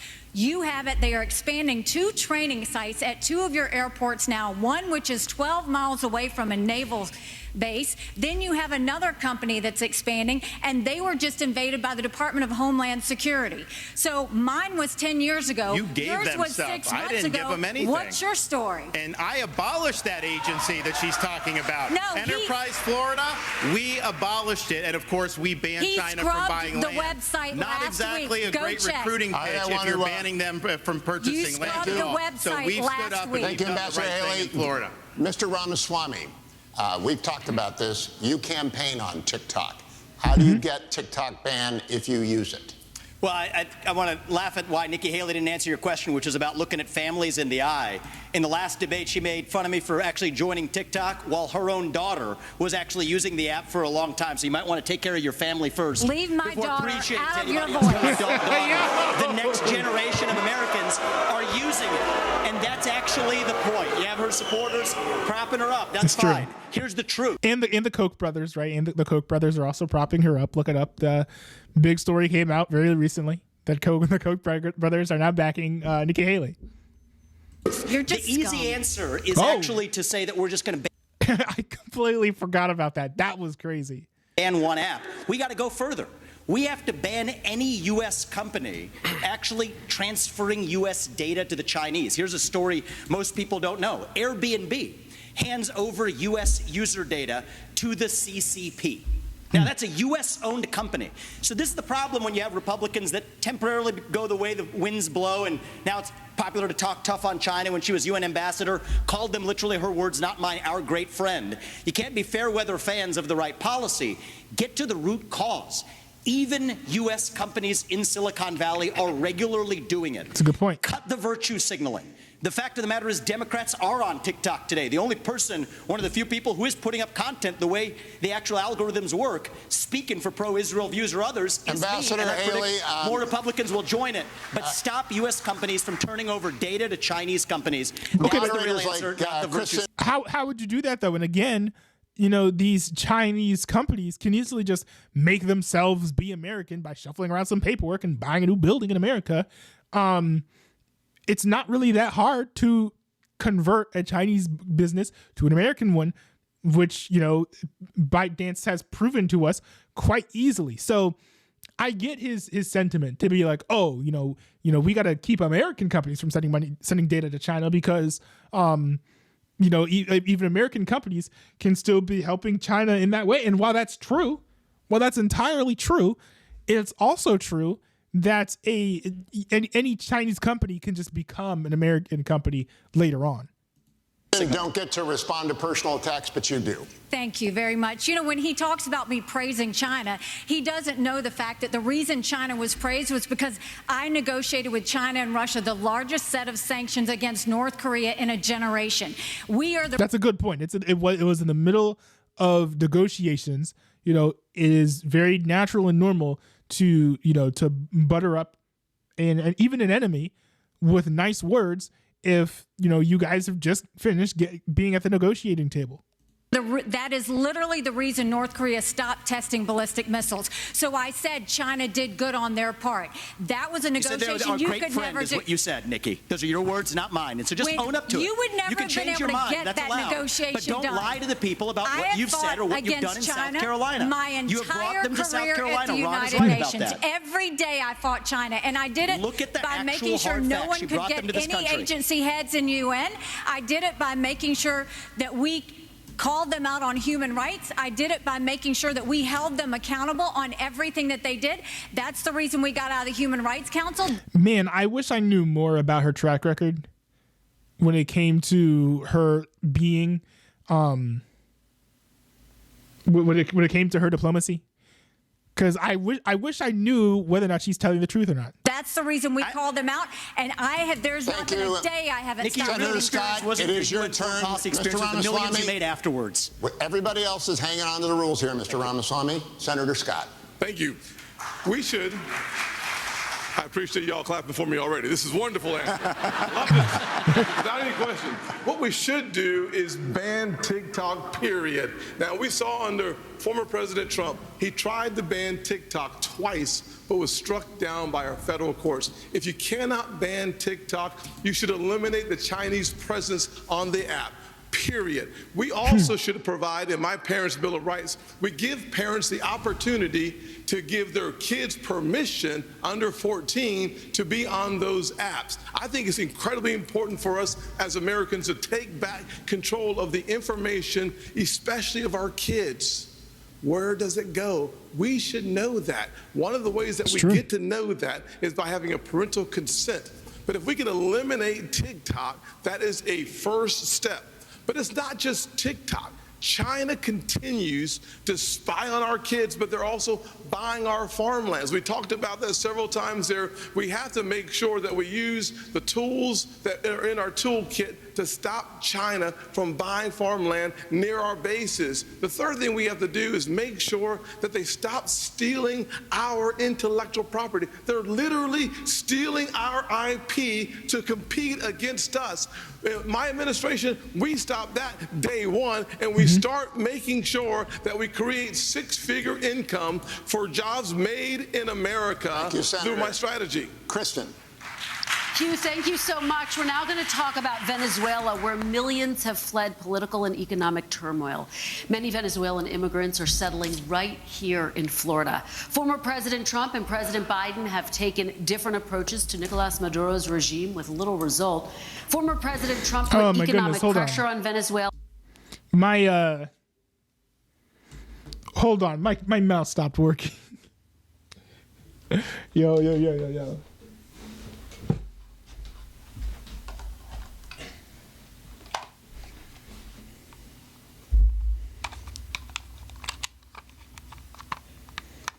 But I do think it's interesting. I don't know if there's an easy solution to the problem of China spying on Americans through data. I don't know if that's an appropriate policy to legislate. Because you can say, oh, China's not allowed to see our data. But if, American companies instead sell their data, which they do, right, for data analytics, it's a big part of advertising money. If they instead decide to say, oh, well, we'll give the data to this company over here, but it turns out that company really is secretly working with China, even though it's technically an American company. What really can you do about that? If a company is American on paper, all you can really do is, grill the CEO and be like, hey, you talked to Xi Jinping one time, which is actually what's been happening with ByteDance. Remember, the CEO of ByteDance was grilled in front of in front of a whole national audience. It was live on broadcast television. Well, not broadcast television, but cable news. And And they were like, oh, well, I mean, your company is technically American, but you've been talking to Chinese agents, right? Which I guess was probably true. But at the end of the day, like, you know, what real consequences can be brought for that? It's still an American company at the end of the day. And backed one of Maduro's rivals. President Biden temporarily eased sanctions to encourage electoral reforms. Governor DeSantis, do you see the political situation in Venezuela as a threat to the United States, and what would your approach be? We should never rely on Venezuela for oil like Biden has had to go beg. I'm going to unleash all of America's energy potential. On day one, I'm taking all the Biden regulations, the Green New Deal, ripping it up and throwing it in the trash can where it belongs. We're going to lower your gas prices. We're going to create jobs. We're going to lower energy costs. But we're also going to be more energy independent and secure. We'll choose Midland over Moscow. We'll choose the Marcellus over the Mullahs. And we'll choose Bakken over Beijing. That is good for America's national security. Biden's Green New Deal, that's good for Venezuela, it's good for Russia, it's good for Iran, and it's good for China. So I would turn the screws on the Venezuelan regime. I think it's a corrupt, dictatorial regime, and we should never go hat in hand begging for oil from them. Just to be clear, would you why can't we just drill in America? Like it's not that hard. Oppose the sanctions? Yes, absolutely. Ambassador Haley, what would your approach be? You know, I stood on the Simon Bolivar Bridge and watched thousands of Venezuelans cross for hours in the hot sun holding their babies to get the one meal they might get that day going from Venezuela to Colombia. They were fleeing socialism and begging for freedom. We need to make sure that we do everything we can to sanction Maduro. We shouldn't be getting dirty oil, and Biden just gave 500,000 Venezuelans temporary priority status, which is just going to have more of them come. But on the energy side, it cracks me up that Ron continues to do this. He has opposed fracking. He's opposed drilling. Last time he said it wasn't true, and everybody found out that it was true. He opposed it before Florida voters even voted on it. He was praised by the Sierra Club, and you're trying to make up for it and act like you weren't a liberal when it comes to the environment. You were. You always have been. Just own it if that's the case. But don't keep saying you're something that you're not. Let me respond to that. Our whole energy plan, you can't get the shale without fracking. We are absolutely going to frack, but I disagree with Nikki Haley. I don't think it's a good idea to drill in the Florida Everglades, and I know most Floridians agree with me. You banned fracking. Thank you very much. Lester? All right, thank you. Let's turn to one of the biggest issues for voters. That, of course, is the economy. This is a question that will go to all of you. An Iowa voter recently told NBC News, "How am I going to make sure my pantry's stocked without breaking the bank?"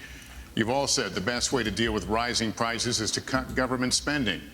But that would take time to play out, and Americans are struggling right now. Senator Scott, I'll start with you. What would you do the moment you take office to help Americans manage the cost of living? So we're talking about short term here. Good question. Good question. My mother was a single mother who raised me and my brother in a very challenging economic situation. The first thing I can tell you is that when your gas prices are 40% higher right now than they were just a little over 2 years ago, that's not a problem for my mama. That was a crisis. The first thing I would do as President of the United States is I would sign the XL Keystone Pipeline and start seeing resources flow. Second thing I would do is make sure that there's certainty and predictability so that those folks who have the leases in our country would have the certainty and predictability to go ahead and become energy independent. We should focus not just on being energy independent, we should focus on being energy dominant. America is the home to more energy resources than any other country on the planet. We can reduce the price of energy, we can reduce the price of food and the price of electricity if we focus on my build here, don't borrow from China plan that is embedded. The Made in America strategy creates 10 million new jobs in 3 different areas. One is innovation. Second is the high-tech manufacturing. And the third is the energy economy. We have an opportunity as Americans to actually export the surplus energy that we create in our nation and disconnect from China and from murderous dictators and tyrants around the world. Your time is up, but let me... Yeah, wait, why? Yeah, exactly. Why are we getting oil from places like Venezuela, or like even Russia and Ukraine, instead of giving our oil to them, making them dependent on us, and then we can manipulate their policies if that needs to happen? Like that just doesn't make sense to me. Let me just follow up the idea of pumping gas, of turning on pipes, especially when you consider the fact that if you're talking about for not ecological but environmental reasons, when you drill in the United States, there are more regulations, and that makes it safer and cleaner to drill and get oil in America than in than a nation such as like China, for example. There are fewer regulations, so that means more CO2 emissions. That's more pollution in the environment. It's more stuff that makes all the green people upset.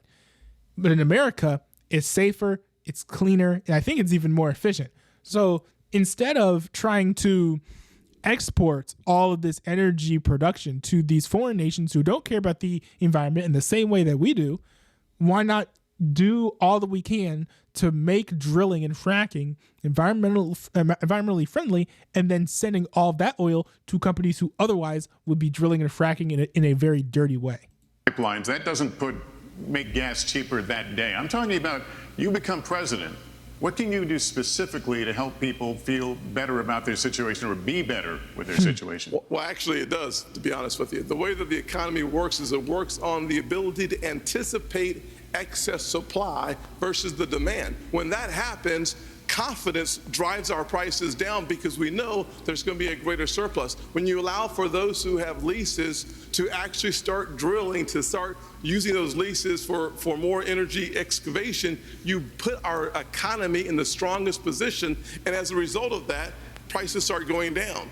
That is the kind of economy that, as President of the United States, I would lead this nation to making sure that we first use the resources in our own country and not going outside of our country in order to achieve our objective. You know, Proverbs 22:7 reminds us that the borrower is slave to the lender. Exactly. Why don't...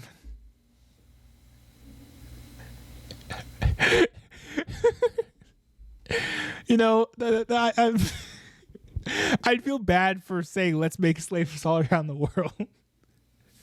But there's a principle there, which is when you lend, people are beholden to you. Why don't we should make other countries more beholden to us, especially countries that don't like us. We have become an indentured servant too often to countries like China. By having an energy economy, we start allowing this nation to once again return. Senator, thank you. Let me ask the same question to Governor DeSantis. Can you give us some, you ticked off a number of things a moment ago, but some specific examples of ways that would put people on a better economic footing right away? So I started off working minimum wage jobs. I did $6 an hour as an electrician's assistant. I worked all kinds of things to be able to get through school. And I did that because I believed in America, if you work hard and get the most out of your God-given ability, you can get ahead. And what's happening now, many of you are working hard and you're falling further and further behind. I've met people in Iowa, New Hampshire, and all across the country who've talked about all the burdens that they're facing with the rising prices. And I've heard from multiple people the same story. When they go grocery shopping, what they now do is they figure out what they have to take out of the cart once it's ringing up, because it rings up so much faster and so much higher at the cash register that they can't afford the full cart of groceries anymore. We have to restore the American dream in this country. What can you do on day one? Here's what I'm going to do. I'm going to take all the executive orders, the regulations, everything involving Bidenomics. I'm going to rip it up, and I'm going to throw it in the trash can on day one where it belongs. That is going to give the economy breathing room, and I'm also going to rein in the Federal Reserve. They have helped create, with their reckless monetary policy, what we have faced since the COVID-19 pandemic. They botched it. Congress botched it. Both parties are to blame. Fed should focus on stable prices. They are not an economic central planner for the American people. Governor, thank you. Mr. Ramos. Dude, what? You're sweating so much. It's a bit odd to me. Swami, weigh in on this. Ways that you can improve people's financial condition in the short term. Right, and as a CEO, the economic question is core to my vision and policy prescription for this country. Increase the supply of everything. It's the law of supplies and demand. Increase the supply of energy. That brings down the cost of energy, grows the economy. Drill, frack, burn coal, embrace nuclear. Increase the supply of labor in this country. Stop using our taxpayer money to pay people more to stay at home instead of to go to work. Increase the supply of housing. People don't talk about this one in the Republican Party. The land use restrictions are constricting the supply of housing. That's making housing more expensive for... This is interesting. I didn't know what he was talking about when I heard this for the first time, but actually in a very recent video I reacted to on the 9UB Highlights channel, I think it's called like how like the modern American economy is screwing Gen Z and Gen Alpha or something like that. I reacted to a video by who was it? The people who do Freedom Tunes. It was an alt channel that they run where they're more serious, and they actually explained that whole situation where there are a lot more restrictions on housing and land when it comes to zoning and all that type of stuff, which is why there is, in part, why there is a shrinkage in the supply of available houses in the United States. Ordinary Americans across this country. So that's the true answer. And I think it takes a CEO in the White House who actually understands this to get this done. Because Americans at home, they know the Bidenomics is a lie. Prices are going up. Interest rates and mortgages to buy your home are going up. But wages have remained flat. That's the hard diagnosis for our economy. And this is about more than just our economy. I say this as a member of my generation. I'm 38 years old. I'm the youngest person ever to run for U.S. president as a Republican. The reason my generation has lost our sense of national pride, in part, is because people in my generation feel like the American dream isn't available to them. And part of the reason why is we burdened them with four-year college degrees that did not serve their head start on the American dream. People will be more proud of a country if we're all making more money in that country. This is how we revive national pride and our identity, and it will take a CEO in the White House with zero-based budgeting, by the way, to take on the federal debt to get this job done. Let me turn to Governor Christie on that. Well, look, Lester, part of the entire premise of the question, and I agree with Tim on this, is absolutely energy is the key to this because it drives every one of those other prices. That's true. You know how food gets to your grocery store? It gets trucked. And those truckers have to pay for fuel, for the higher fuel prices. And when you go ahead and you tell people, we are going to unleash every bit of American energy, every bit of its potential, what happens in the futures markets? The prices go down because those people who are believing that the Biden program will continue are the ones who are bidding this up. And let me tell you the other place that's bidding it up, in the Middle East. And so if you don't believe that making sure that Israel and that Israel situation that's going on right now isn't resolved and resolved quickly as President of the United States and bring stability back, that will also not permit countries like Saudi Arabia and others to be able to jack their prices as well in what they say is in response to a crisis, when it's really what it's in response to is putting more money in their pockets. When they have an American president who knows that Israel must be defended not with humanitarian pauses and not with suggestions for ceasefire, but with letting them know we will supply them with everything they need, that will also bring stability to the market. Energy is the key to bringing this down. It's what every American family needs when they turn on their lights, fill up their car, and go to the grocery store. And we need to do that first and foremost. That's the short-term answer. Governor Christie, thank you. Ambassador Haley, let me come at this from a slightly different direction. Americans in rural communities are being especially squeezed by inflation right now. An Iowa State University study found that last year inflation cost rural households about an extra $5,000. How would you specifically help rural Americans who are suffering right now, Ambassador? Well, I'm a product of rural America. I grew up in rural South Carolina, and I can tell you what we're seeing now in America is the rich are getting richer and the poor are getting poorer. We have to go and start beefing up the middle class, and the first thing I would do is I will eliminate the federal gas and diesel tax in this country. We'll cut taxes on the middle class, but we have to stop this spending binge that's happening by Republicans and Democrats in Congress. I will make sure, one, we claw back the $500 billion of unspent COVID dollars that are out there. Instead of 87,000 IRS agents going after middle America, we'll go after the hundreds of billions of dollars of COVID fraud that exist, one out of every $7. We'll stop the spending, we'll stop the borrowing, we'll eliminate the earmarks, and I'll veto any spending bill that doesn't go back to pre-COVID levels. That will cut trillions and allow us to be safe. we also need to be not energy independent, energy dominant. We are blessed with resources. Let's do it. But the reason no one should give you a number, Hugh, on the amount of ships in the Navy is because in a few years, dominant. We are blessed with resources. Let's do it. But did you catch that? Look, Tim Scott and Vivek Ramaswamy had a very interesting interaction right there. The reason no one should give you a number, Hugh, on the amount of ships in the Navy is because in a few years, our interest expense is going to be more than our defense budget.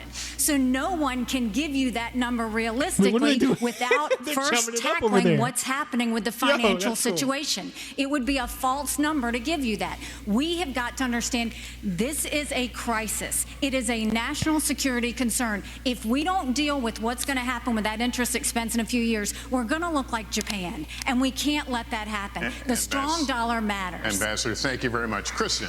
Americans could see their Social Security benefits drastically cut in the next decade because the program is running out of money. Former President Trump has said, quote, under no circumstances should Republicans cut entitlements.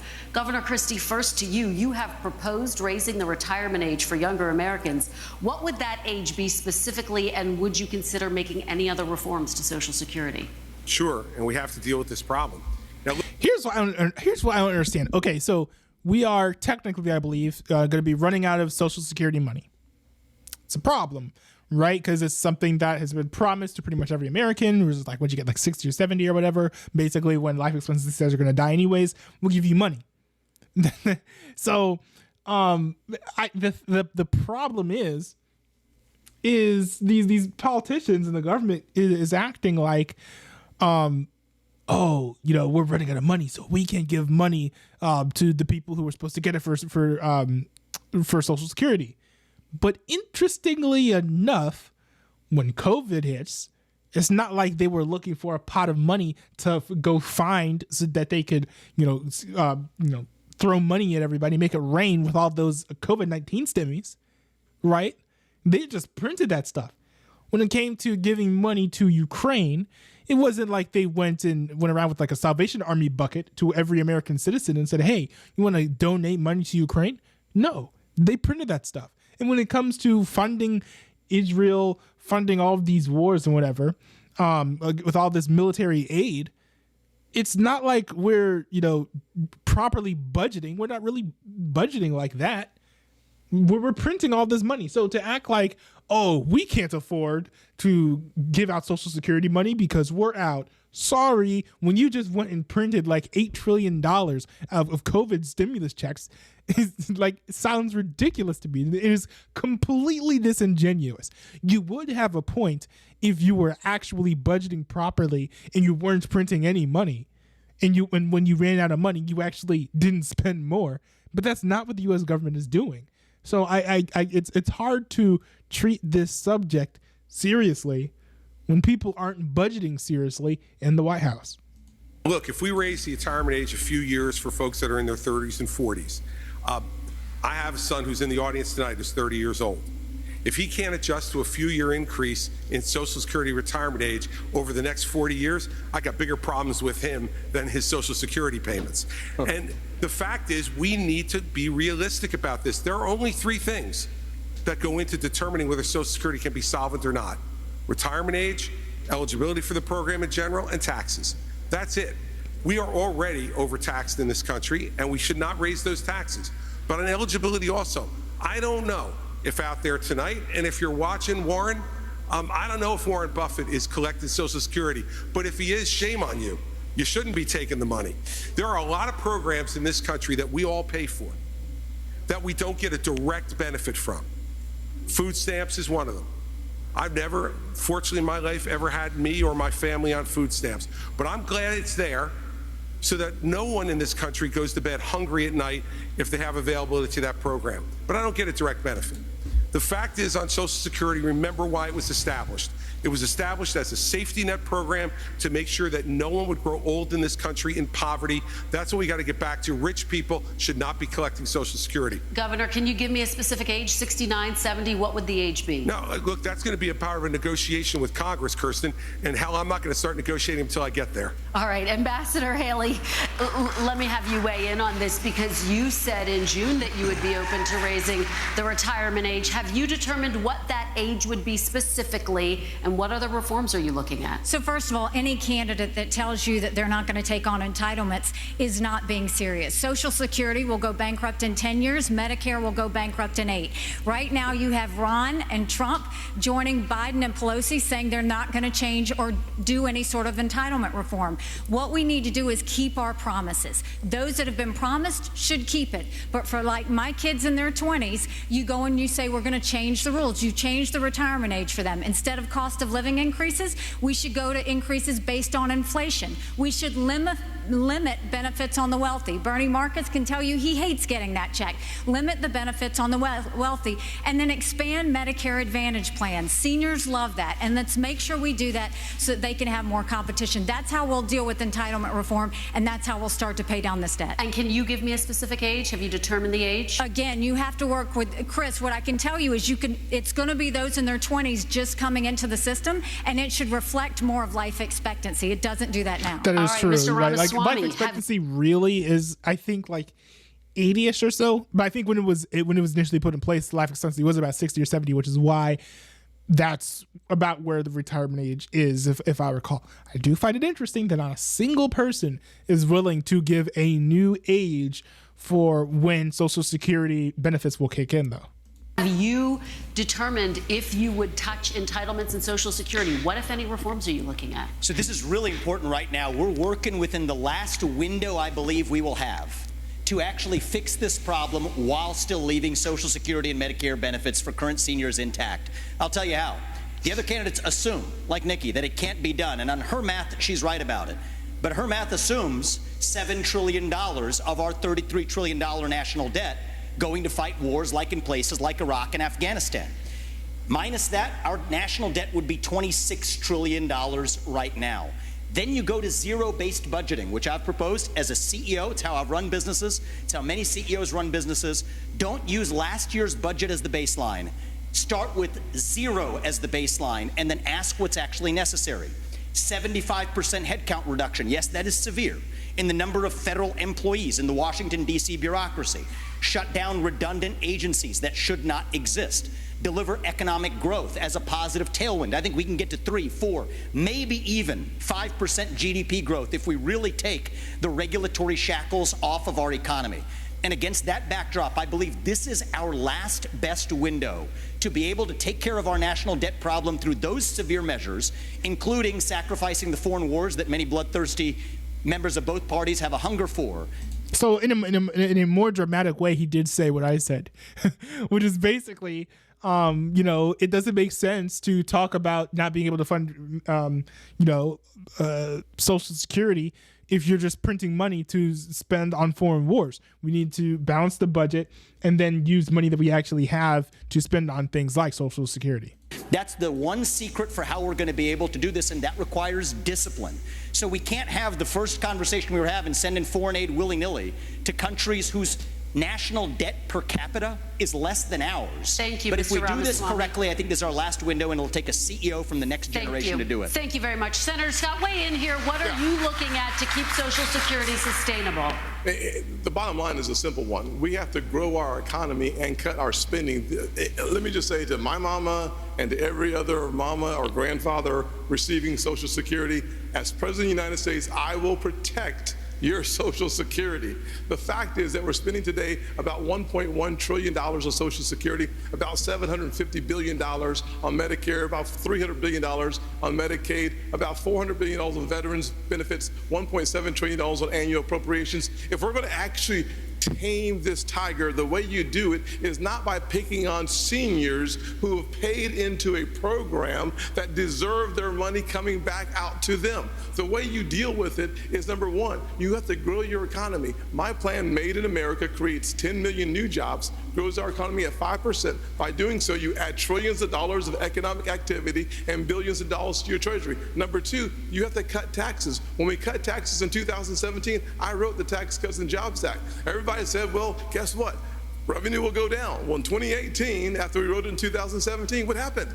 Revenue went up by 3%, and the next year it went up by another 3%. So what we know is that the Laffer curve still works, but the lower the tax, the higher the revenue. And finally, if we're going to deal with it, we have to take our annual appropriations back to pre-2020, pre-COVID levels of spending, which would save us look. half. Maybe I'm tired, but I don't understand all these policies he's throwing out. I don't know what the heck a Laffer curve is. I don't know, like, I guess he did explain it, but it's like, he's throwing out a lot of numbers and stats, which I think are probably important to a degree. But it seems like he doesn't have time to say everything he wants to say, and so he's kind of rushing things without being able to explain everything. I kind of want him to have like a 5-minute PragerU video instead of 90 seconds in front of this podium, because I think he might be onto something, but the information that he's giving is just so dense that I don't even know if he's right or not. I don't even understand how all of these policies that he's talking about would actually contribute to more money specifically into Social Security and also the other programs that he mentioned, such as Medicare and Medicaid. $1 trillion in the next budget window. By doing that, we deal with Social Security and our mandatory spending. Thank you, Senator. Very quickly, would you raise the retirement age? Would you be open to raising the retirement age, or do you rule that out? All you have to do is go to a farm in Iowa and watch the hard work and the dedication. Yes or you no, and I though, having Senator? a conversation. Yes or the no? answer though? is no, but listen to this, though, before you go on. Thank you. The fact of the matter is that the more physical your labor, a year or 2 or 3 more is actually challenging to the physical body. You and I might have a different perspective, but for those farmers, they're working night and day. Thank you, Senator. I appreciate it. Governor DeSantis, finally to you. So it sounds like he's saying that he might raise the age for what's it called? For Social Security, but only if, only for certain sectors, which kind of makes sense, sort of. But the idea that that Social Security is something that's so difficult to fund is comical when we are just like sending money to Ukraine and Israel on a whim. Would you be open to raising the retirement age, and how would you keep Social Security sustainable? Well, look, as governor of Florida, I know a few people on Social Security, and I know it's important. My grandmother lived till 91, and Social Security was her sole source of income, and that's true for a lot of seniors throughout this country. So what I'd say to seniors in America, promise made, promise kept.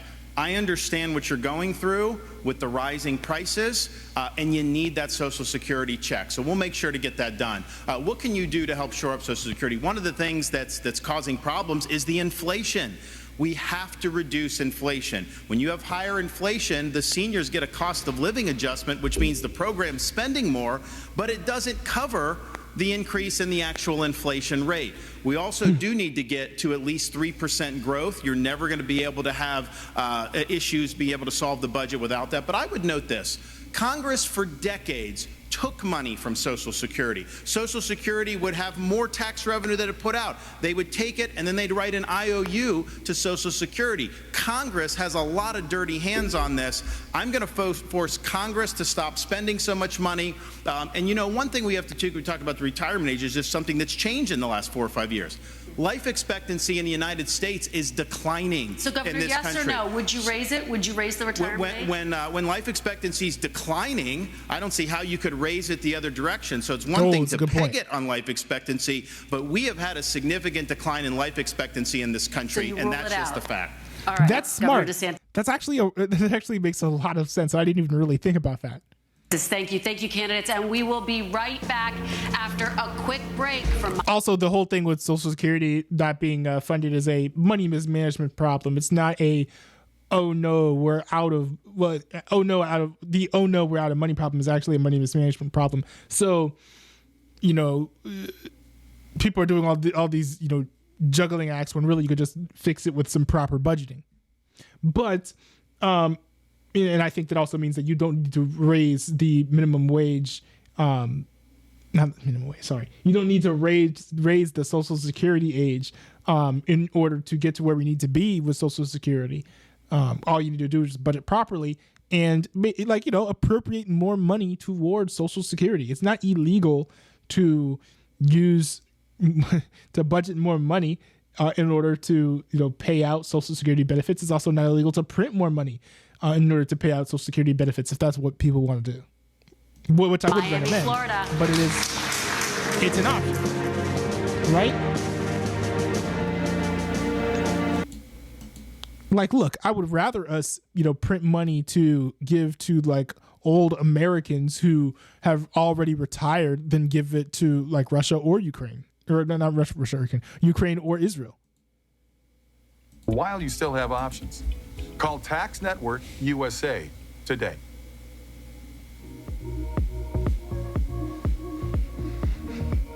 All right, I think we're at the home stretch here. We don't have too much left of this debate.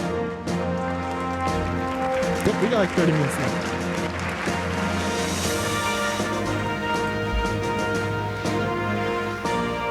Welcome back to tonight's NBC News Republican presidential debate. Once again, here's Salem Radio's Hugh Hewitt. Thank you, Lester. When NBC News talks to voters, when I talk to voters every day, they all say that the border is a top issue. It can mean a lot of different things. It can mean 2 million people who crossed illegally last year. It can mean more than Why does the camera have like severe astigmatism? What is going on? What is up with all these crisscrossing lights? Does someone need to clean the lens or something? 150 arrests of people on the terror watch list. It can mean the burden on states from having migrants move into their states from the southwestern border. But I want to talk about opioids specifically and fentanyl. And I'll start with you, Senator Scott. Tens of thousands of Americans' families have suffered a death to fentanyl. Young people sometimes die taking one pill. What can you do as Commander-in-Chief on the first day to stop fentanyl and the waterfall of it into this country? Well, number one, we should close our southern border. For $10 billion, we could close our southern border. For an additional $5 billion, we could use the currently available military technology to surveil our southern border to stop fentanyl from crossing our border. I've already led on legislation that would sanction the Mexican cartels. If you remember the path, the precursors come from China, then they are manufactured in Mexican labs, and then the Mexican cartels bring them across our border. By sanctioning their accounts and eliminating their cash, we starve them of what they need. Number one, closing our southern border makes it nearly impossible to get in. The military-grade technology is a backup, making sure that we not only stop 70,000 deaths in the last 12 months because of fentanyl, it also allows us to deal with the human trafficking travesty that is entering in our country in the same path. If we are going to deal effectively with 100,000 overdose deaths in our country and the 70,000 that is directly linked to fentanyl, we have to deal with our ports of entry and deal with our southern border.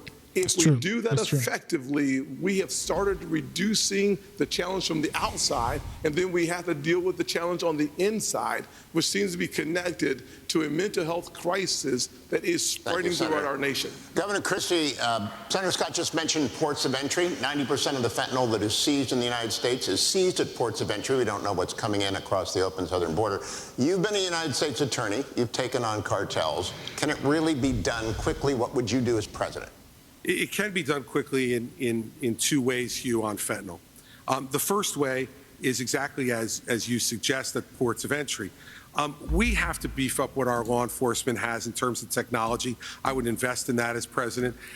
We need to make sure that law enforcement has every tool at its disposal to do it. Secondly, on day one, I would sign an executive order that would send the National Guard to partner with Customs and Border Patrol, both at ports of entry and at the open ports of our border. Customs and Border Patrol agents are overwhelmed. There's 200,000 encounters a month over the last 11 months. We simply do not have the man and woman power at the border to be able to deal with it. And so dealing with both law enforcement, and you're right, we have done this, we can do this, but we got to give them the tools to do it, and technology is one of the biggest tools that we don't have enough of at the ports of entry. Now, we also need to lower demand, Hugh, in this country. That's true. And the way to lower demand is to start treating people again. You know, we started to do this before COVID. Do we not have drug treatment programs? Does the American healthcare system just decide not to treat people with fentanyl overdoses or fentanyl addictions? Like, I'm pretty sure that rehab has always been a thing. Is that something that we just made illegal? And we haven't done enough of it. And for every family out there tonight who has lost a loved one to fentanyl or to any other type of opioid overdose, what you know is all you want is a chance for them to win their lives back. When I'm president of the United States, we're going to call this what it is. It is a disease, like heart disease, diabetes, or any other disease like cancer that can be treated, should be treated. We not only have to stop supply, but we have to lower demand and save lives. Thank you, Governor.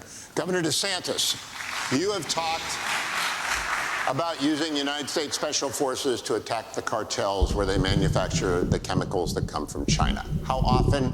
How many? What does that look like? Well, first, I was speaking to a dad who lost a son to fentanyl overdose. Son wasn't a drug addict. He had taken some pill that happened to be laced with fentanyl, and it was a fatal overdose. And when he told me, obviously the pain of losing a child is as bad as it gets, but he said what was salt in the wounds is that these elites in D.C. don't give a damn about what's going on in this country. They don't care that we have tens of thousands of opioid deaths, that the fentanyl's pouring in. They are not taking the type of action we need to. We're declaring it a national emergency on day one. I'm sending U.S. military to the border. I'm going to stop the invasion cold. I am going to deport people who came illegally.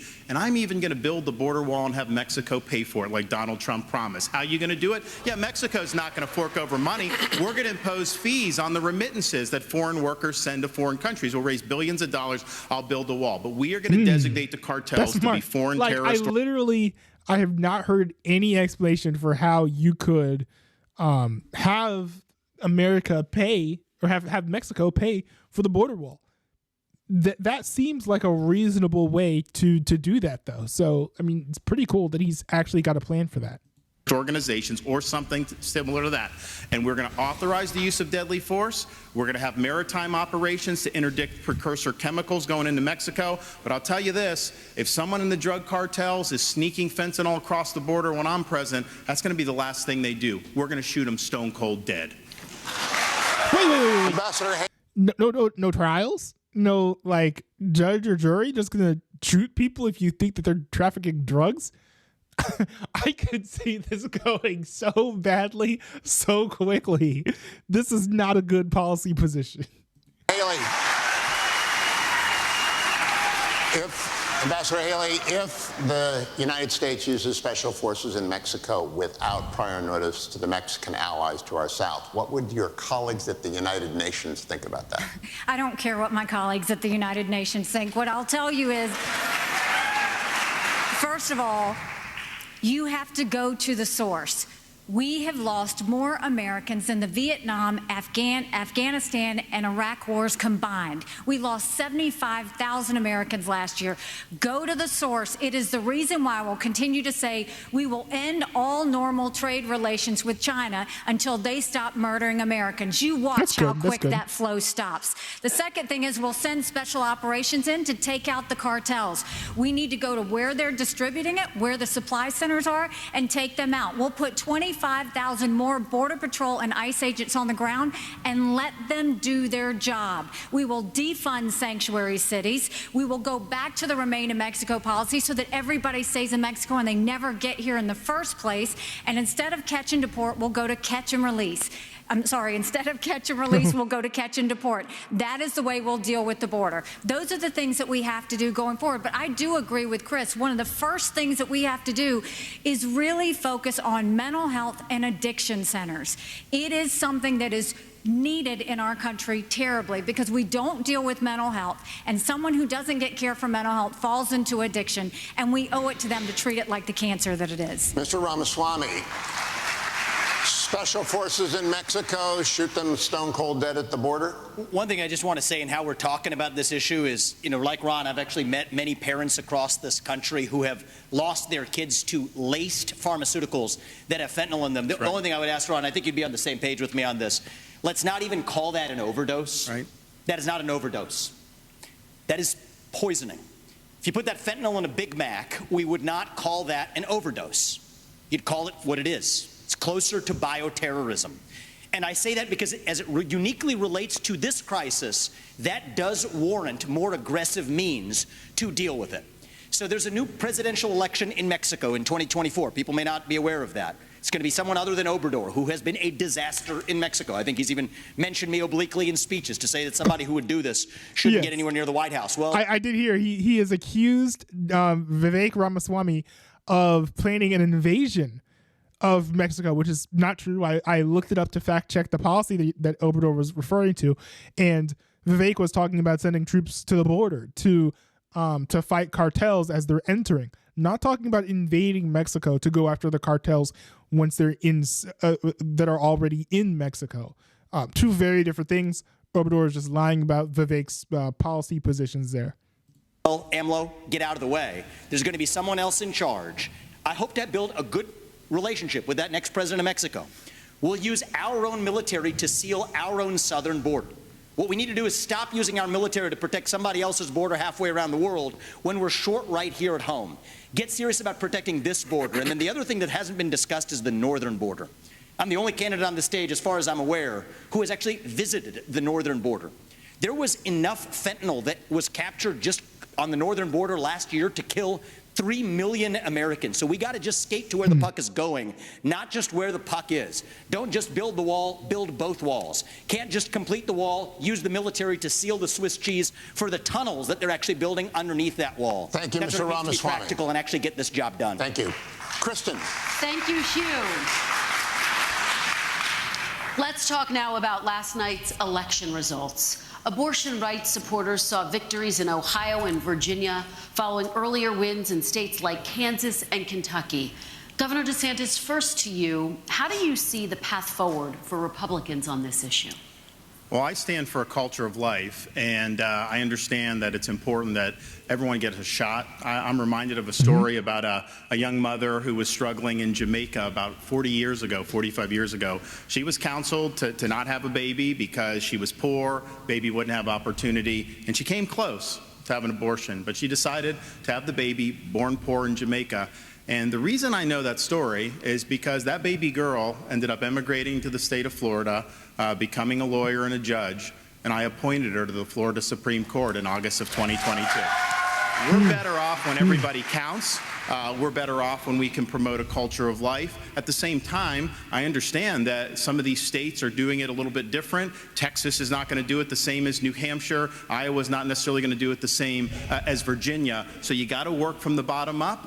You got to do a better job on these referenda. I think of all the stuff that's happened to the pro-life cause, they have been caught flat-footed on these referenda, and they have been losing the referenda. A lot of the people who are voting for the referenda are Republicans who would vote for a Republican candidate. So you got to understand how to do that. But let's just be clear.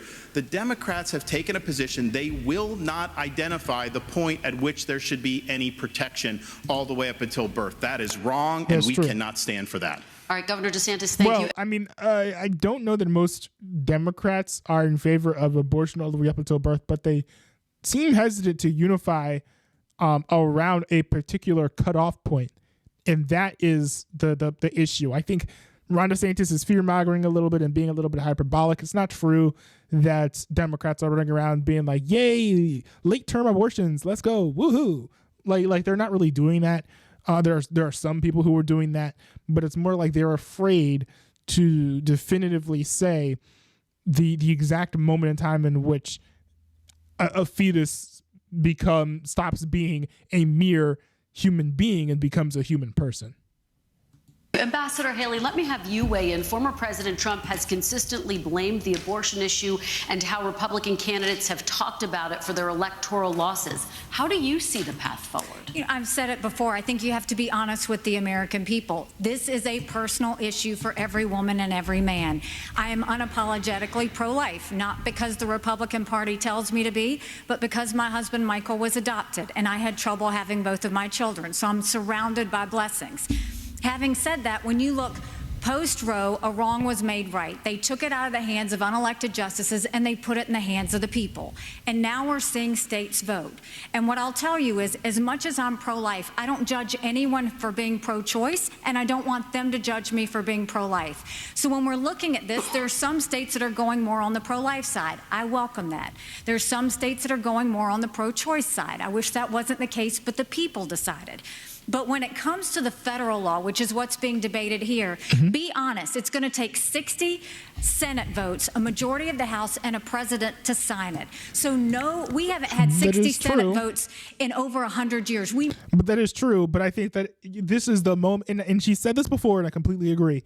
But the problem is, this here is the moment in which you lobby for your position, where you say, hey, put in a pro-life bill and I'll vote for it. You don't say, oh no, well, Congress will never have a bill, send in a bill that I like, so there's nothing I can do anyways. Like, no, there are a lot of people up here who can't do what they want to do without the help of Congress. This is the point where you lobby for the position that you want to take and ask Congress to help you. Because if you don't ask them, they might not do anything for you. So I understand why she doesn't want to promise any big pro-life gains. And no one should be promising any big pro-life gains, because at the end of the day, Nikki Haley is right that she cannot unilaterally make abortion go away. She can't. But at the end of the day, she also has to try and use her influence to move things in a positive direction when it comes to the issue of life. Spicy Chili says, what is a Democrat? There are a lot of things that go into being a Democrat.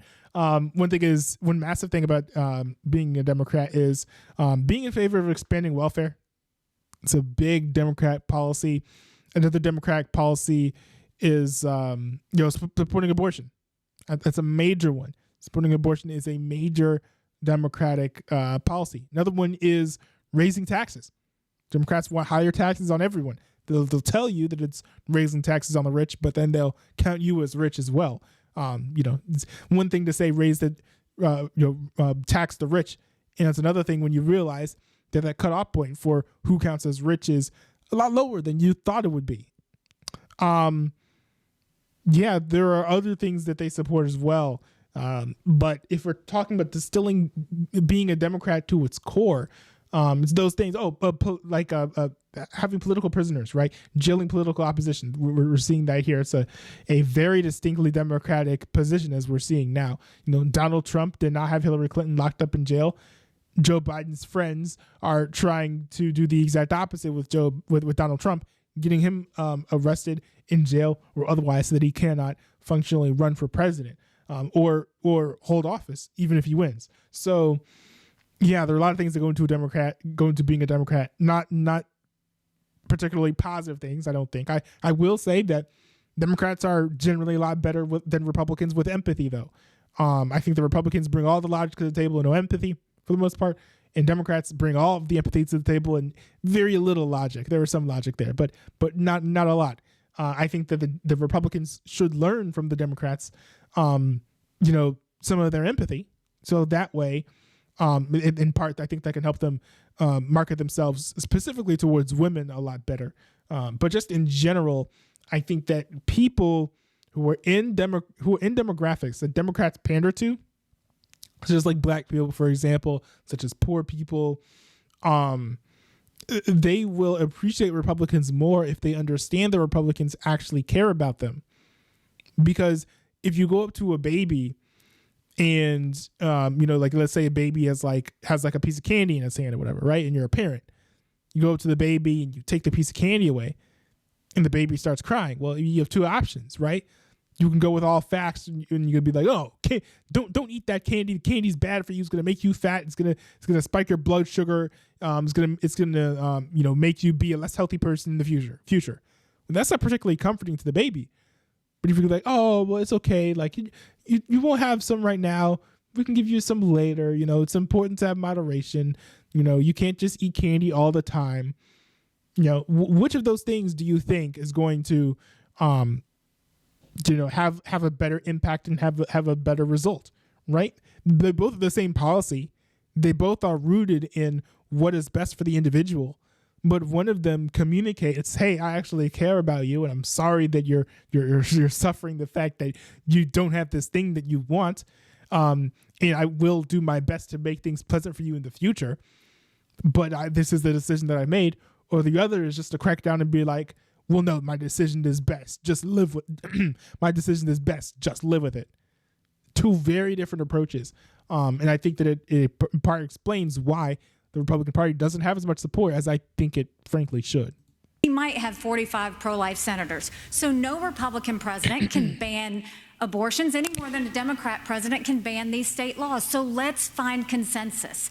Let's agree on how we can ban late-term abortions. Let's make sure we encourage adoptions and good quality adoptions. Let's make sure we make contraception accessible. Let's make sure that none of these state laws put a woman in jail or give her the death penalty for getting an abortion. Let's focus on how to save as many babies as we can and support as many moms as we can. And stop the judgment. We don't need to divide America over this issue anymore.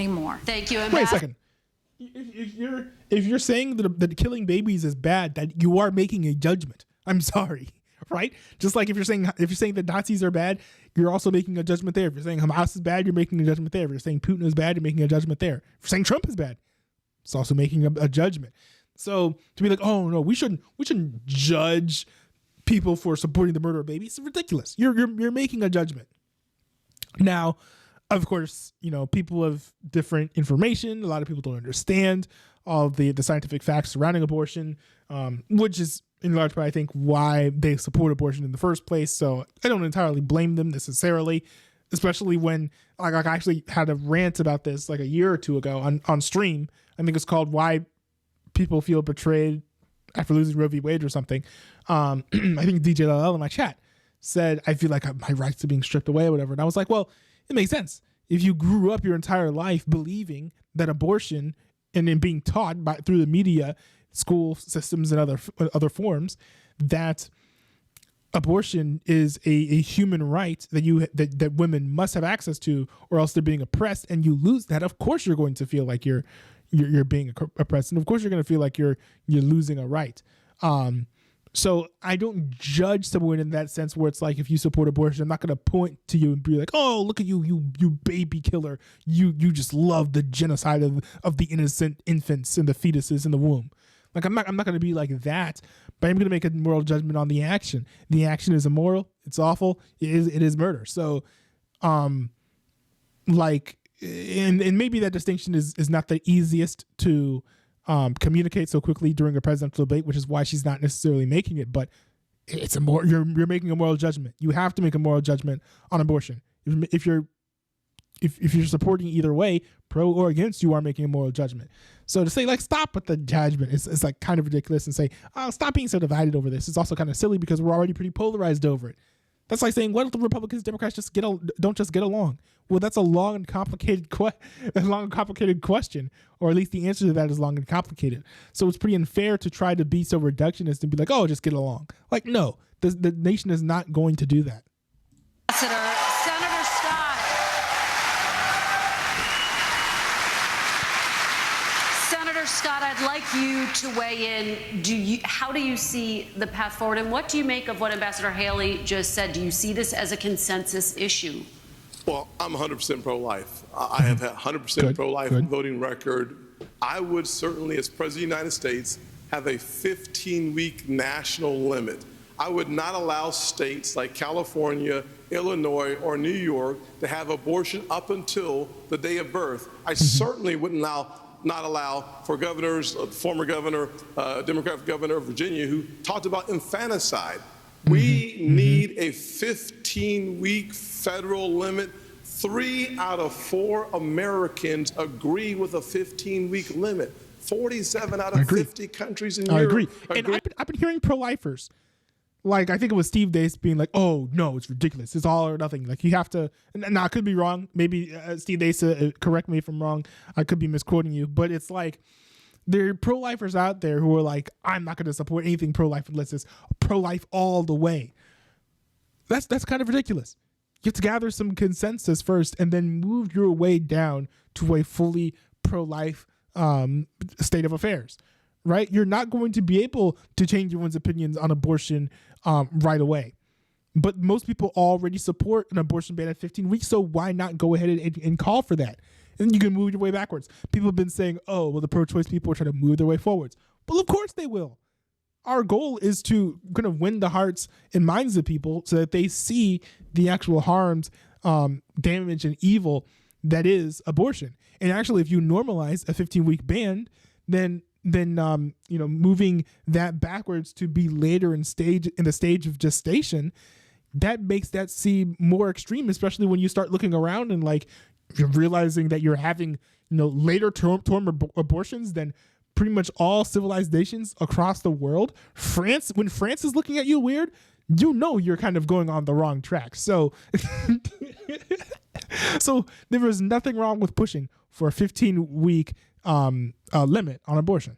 With a 15-week limit. I would challenge both Nikki and Ron to join me at a 15-week limit. It is in our nation's best interest, and frankly, I think it's unethical and immoral to allow for abortions up until the day of birth. We have an opportunity in this nation to stop that reckless behavior from states like California, New York, and Illinois. I'd go a step further. In my parents' plan, we start by talking about funding, block granting resources to crisis pregnancy centers. We should support adoption.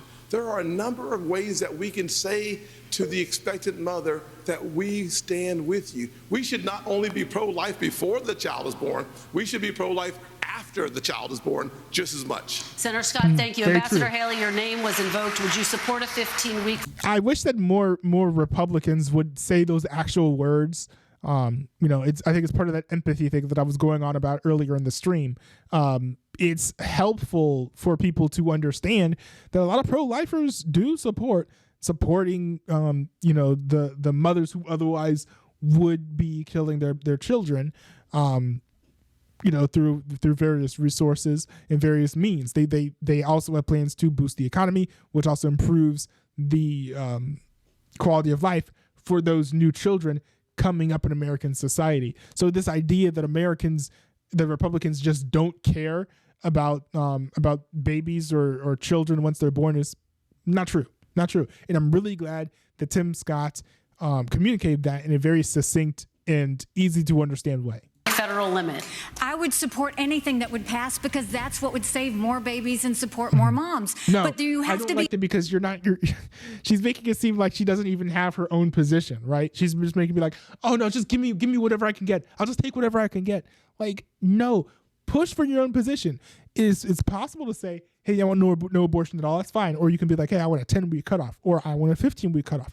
That's all fine, but don't act like you're just going to take whatever you get. That's no way to negotiate. This is the exact opposite of negotiation. Be honest with the American people, and I appreciate that Tim keeps calling me out for this, but Tim, there was a bill last year. Lindsey Graham sponsored it. You didn't even co-sponsor the bill, and then when you first were interviewed on this, when you ran, only so many people can co-sponsor bills, if I remember correctly. You wouldn't even say you were for 15 weeks. What I'm saying to the American people is, let's see what we can agree on. I feel like Nikki Haley has a track record of stretching the truth or lying when she's attacking her opponents. Is that not true? Because I think she hit like Ramaswamy or DeSantis on something, I think in one of the earlier debates, and I looked it up and that ended up being true. But then with all the other subsequent attacks that she's made, I looked them up and I'm like, it's not actually what he said. So like, am I crazy for not really wanting to believe her for what she's saying at this point? Bring people together and decide what we can agree on. I will sign anything where we can get 60 Senate votes, but don't make the American people think that you're going to push something on them when we don't even have the votes in the Senate. It's important that we're honest about that. Let me go to Mr. Ramaswamy. Would you support a 15-week federal ban, and what is the path forward on this issue? I just wanted to say, I mean, I think Nikki Haley did invoke being honest, and I at least want to give credit to Tim Scott. He's honest about where he stood, and I think you should be honest, not making a political calculus, but to say, if a bill is served up, would you sign it? Here's my view on this. Speaking as a man, they say men have trouble speaking on this issue. I don't think we need to be that way. It was my home state of Ohio, I'm upset about this, yesterday, that passed a constitutional amendment that now effectively codifies a right to abortion all the way up to the time of birth without parental consent. Why? It's back to that Republican culture of losing. I will say that amendment was not particularly specific. I think that's part of the problem. I think if you interpret it literally, it will end up meaning what Ramaswamy is meaning here, but we don't entirely know if all the courts are going to have that same type of interpretation. So that is something to consider. It has not been tested through law in the courts whether or not it will allow abortion all the way up until the date of birth with no parental consent. The Republicans did not have an alternative amendment or vision on the table. I know Ohio. I was born, raised, and I lived there. It's representative of the country. If in the state of Ohio we talked about access to contraception, adoption, and also here's the missing ingredient in this movement, sexual responsibility for men.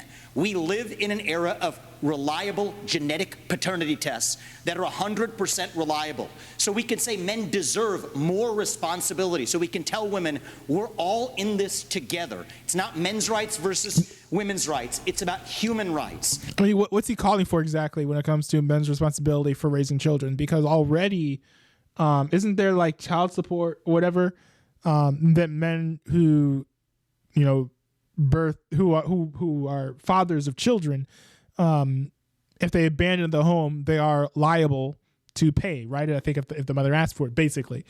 So what was he calling for? Like mandatory parentage tests so that father could be identified immediately? Or I'm not sure exactly what he's calling for here.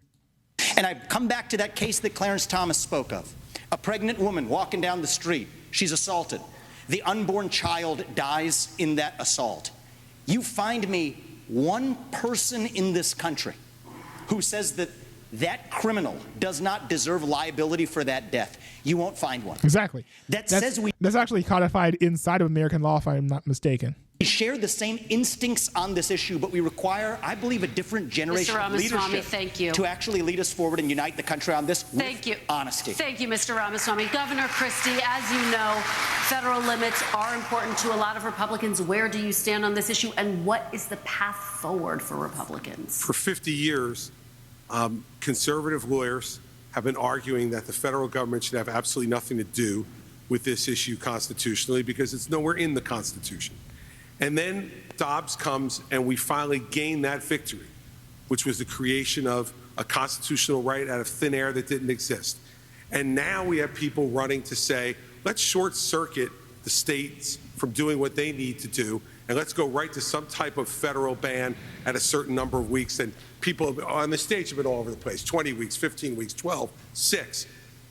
Look, the Frowners were really smart. And this is an issue that should be decided in each state. No. And I trust. No. Hold on. What if there was no federal law against murder? Could that be, delegated down to the states because the founders were so smart? It's ridiculous. The founders said nothing about abortion. I don't know if the founders said anything about murder either. So the idea that that this should just remain decentralized and there should be no federal law at all is absolutely crazy. We're talking about something where pro-lifers such as I believe that abortion is murder. We're saying that we should not have any laws against murder when it comes to fetuses who are who are still in the mother's womb because what? I don't know. That's crazy. He's not speaking like the way a pro-life person speaks. The people of this country, state by state, to make the call for themselves. Now, that's going to lead to a lot of divergence. In Oklahoma, you can't get an abortion unless the life of the mother is at risk. In my home state of New Jersey, it goes up to 9 months that you get an abortion. I find that morally reprehensible. But that is what the people of our state have voted for. And we should not short-circuit that process until every state's people have the right to weigh in on it. But here's the bigger issue. Well, let's people wait. We should let our citizens weigh in on whether or not murder should be illegal or not. Like, no, if you swap abortion with murder of general persons, not just fetuses, then no one would agree with you. This doesn't make sense. You're not coming off as someone who is truly pro-life. Issue, Kirsten. The bigger issue is, and Tim began to touch on this, we're not pro-life for the whole life. To be pro-life for the whole life means that the life of a 16-year-old drug addict on the floor of the county lockup is precious, and we should get treatment for her to restore her life. The 52-year-old who's drug addicted should make sure that any of his children who he's passed that addiction on to are treated well too. Pro-life's not just in the womb, Kirsten. It's for the whole life. All right, Governor, thank you. Candidates, thank you. We're going to take a final break, and when we come back, we'll hear from all of you with your closing statements. This is the NBC News Republican presidential debate. We'll be back right after this. I'll give my opinions on who won and lost this debate, although I'm quite late in reacting to this.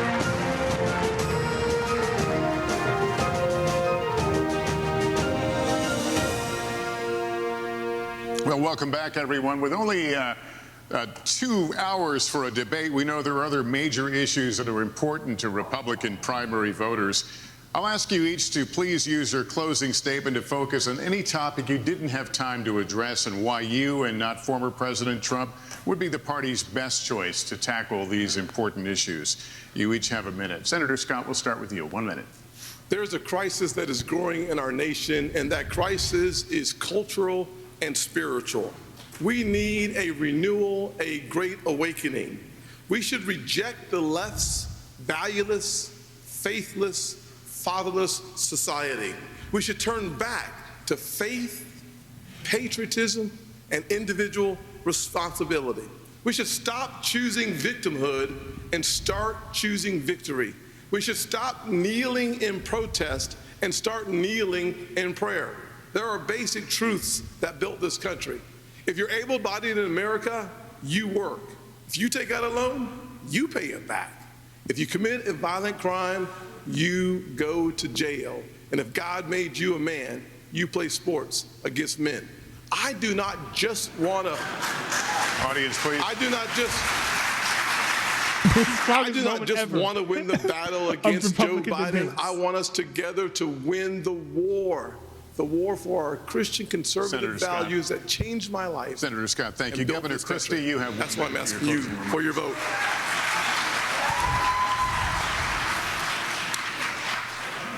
Thank you for hosting tonight. Listen, it's a gift to be an American.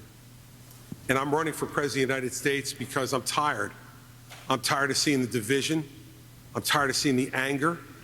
Wait, didn't you literally say during a CNN town hall that the only reason you're running for president is to kick Donald Trump out of the race? Which, by the way, it's not really going that well in my estimation. So, I mean, if you're talking about division and anger, I don't know. Maybe you should go to therapy instead of trying to do everything you can to tear Donald Trump down whenever he pokes his head out of Mar-a-Lago.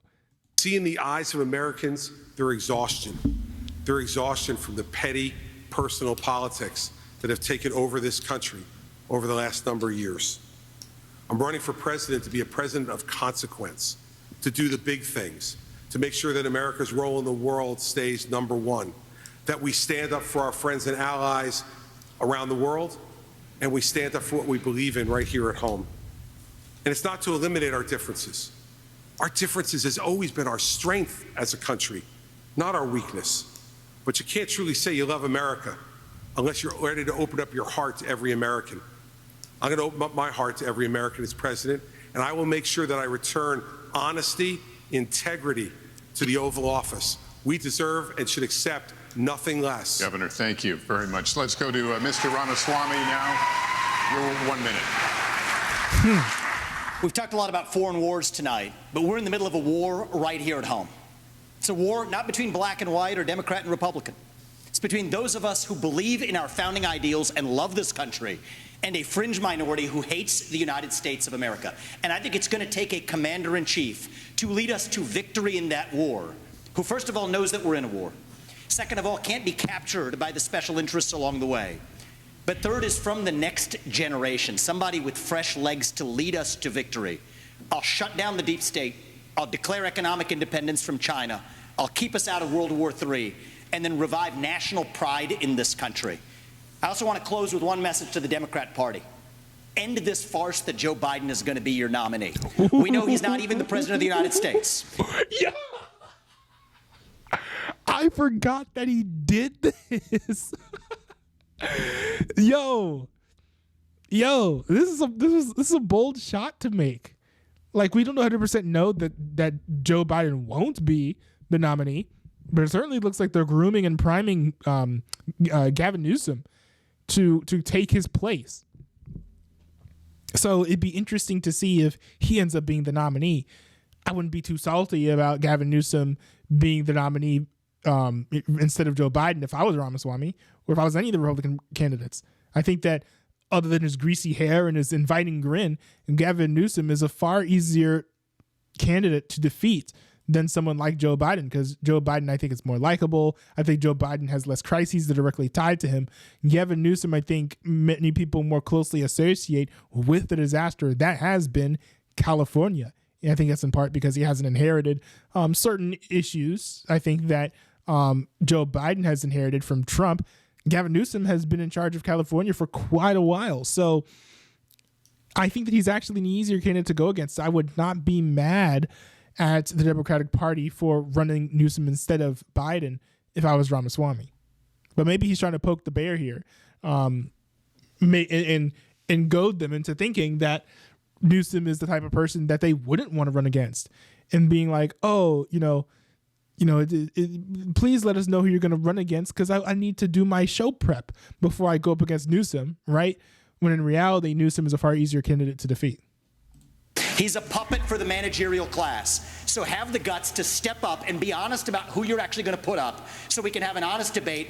Biden should step aside, end his candidacy now, so we can see whether it's Newsom or Michelle Obama or whoever else. All right, just Mr. tell us the truth so we can have an honest debate.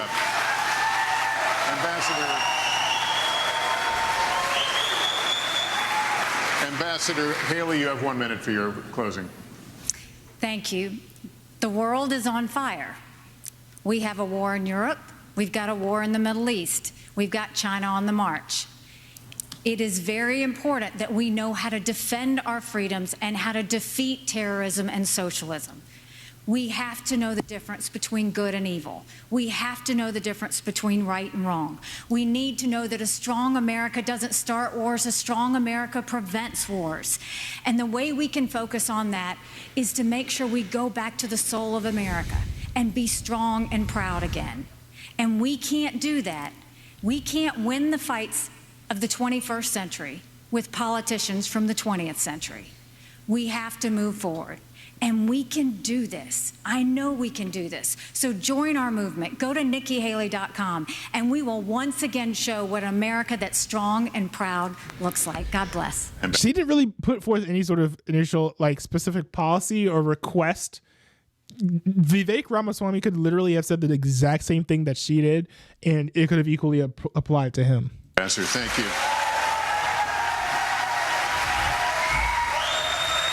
Governor DeSantis, your closing, you have 1 minute. We must reverse our country's decline, and that is going to require leadership. I will take the hits, I will take the arrows, I will take the barbs, because it's not about me, it's about you. It's not about the past, it's about your future. We are going to fight for you. I am going to win for you and your family, and I'm going to lead this country's revival. As a veteran of the Iraq War and in the Navy, I will always put service above self as president. As the father of 3 young kids, I'm going to ensure that this country is left to the next generation in better shape than we found it. And as the governor of Florida, I delivered on all my promises, and you can trust me to deliver for you as the President of the United States. I am asking for your vote.